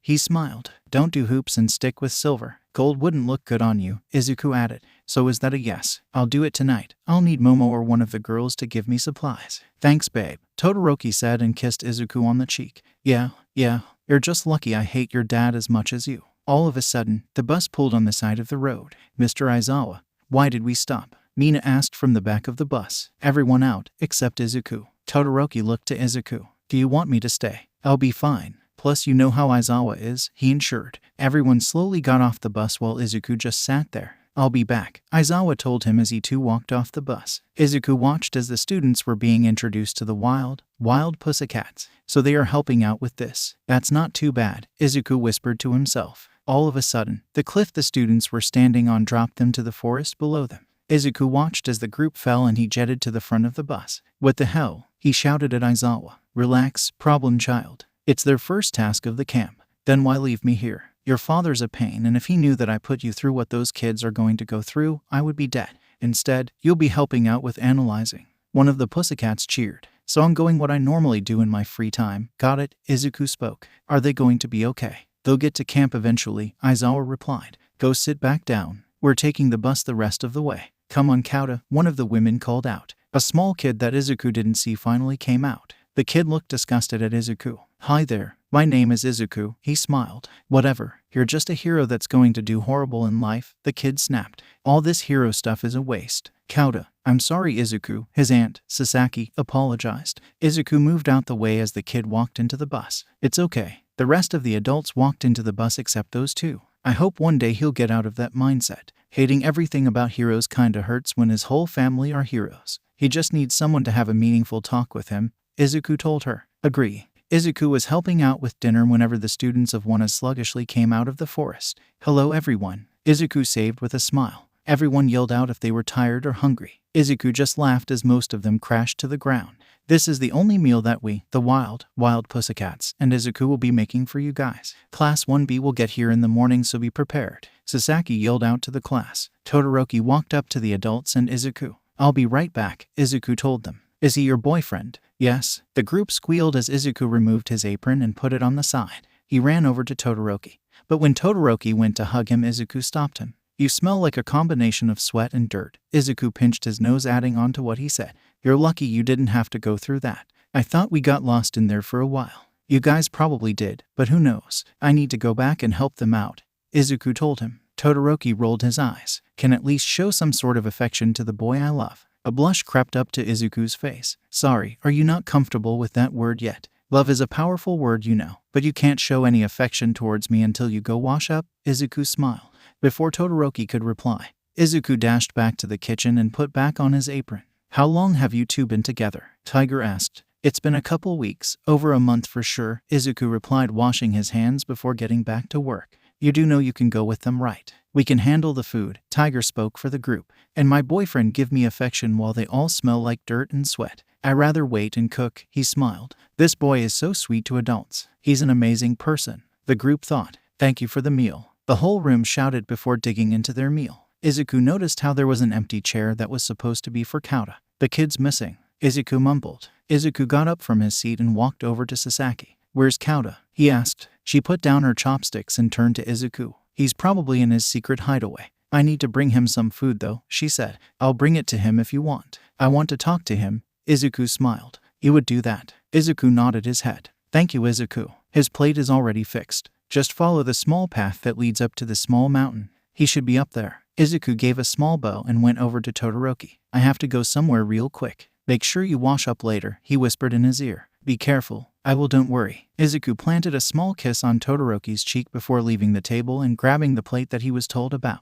The path that he took was small, but it stretched for a while. Izuku had to catch the plate before it falling on the ground multiple times. Eventually, he made it up the mountain where the kid sat there looking up at the stars. The movement from Izuku caught his attention and he brought his guard back up. "How did you find my hideout?" he shouted at Izuku. "Your aunt told me so I can bring you dinner before the students eat it all. Then leave it her and leave," the kid yelled. "But I wanted to talk to you," he spoke softly. "If you're going to say some story about how your quirk made you the best in your class and how you're going to protect everyone, then it's better just to leave now. I don't want to hear it." "But why would I brag about a quirk when I don't have one?" The statement grabbed 𝐀𝐬𝐬's attention. "What do you mean?" "Exactly what I said. I don't have one. I was born quirkless, grew up quirkless, and I am still quirkless." "Then why are you in a hero school? Don't you need a quirk to be a hero?" Izuku sat down near the kid and looked up at the stars. "I can't say that I've saved many. I got in the class because I cleaned a beach and my academic scores were through the roof. I'm very observant and I know things that I really shouldn't."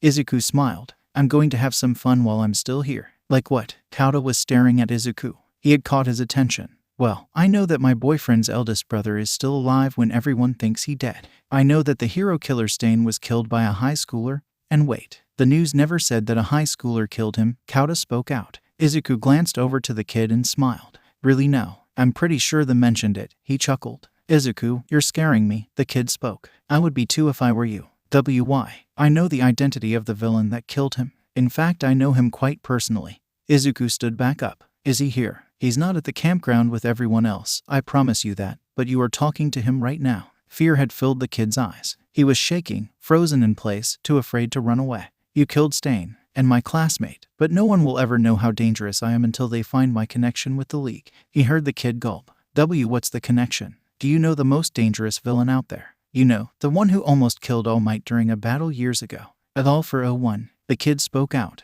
"Well, I'm going to let you in on another one of my secrets," Izuku chuckled. "What is it?" "I'm his biological son." The color drained from the kid's face. "Why are you telling me these things?" "Because no one will believe the kid who hates everything about heroes. Think about it. Me being a student who's a hero in training gets accused by the hero-hating kid that he's a scary villain who is also related to 𝐴𝐿. No one will ever believe you because of what you believe about heroes." Poor 𝐀𝐬𝐬 was panicking. Everything that Izuku was saying was right. Because of how he acted towards heroes, the adults would just overlook his cries. "Now, I'll make things plain and simple for you, okay kid? When you go back down to the camp and you see me with my amazing friends and loving boyfriend, you won't say a word about this conversation. If you do, well, people will die." "Got it." Izuku looked down to the kid. Flashbacks clouded over 𝐀𝐬𝐬's mind about the man who killed his parents. He had saw the news report countless of times growing up, and seeing Izuku and his dark presence gave him the same vibes as the villain. "Did you kill my parents?" he spoke out nervously. "No, I'm more of the planner in the League, but we all have blood on our hands. Don't forget that."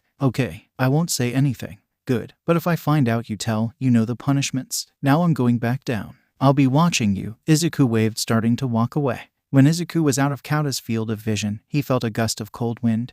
But it was the middle of summer. "Izuku, you didn't finish eating your dinner," Todoroki told the boy whenever he got back to the campground. Todoroki's hair was dripping wet, making obvious that he had just finished washing up. "Have I ever told you how hot you are when your hair is like that?" Izuku said, trying to play not eating a lot off. "Not going to work. I kept extra food wrapped up. It's in the refrigerator," he told him. "Thanks, babe," Izuku said, standing on his toes and placing a small kiss on Todoroki's lips, causing him to blush. "I told you that you would get affection from me once you wash up." Izuku made his way to the kitchen and got the leftover food out and started to eat. "I'm actually going to miss him being overprotective of me," Izuku thought, taking a bite of his food.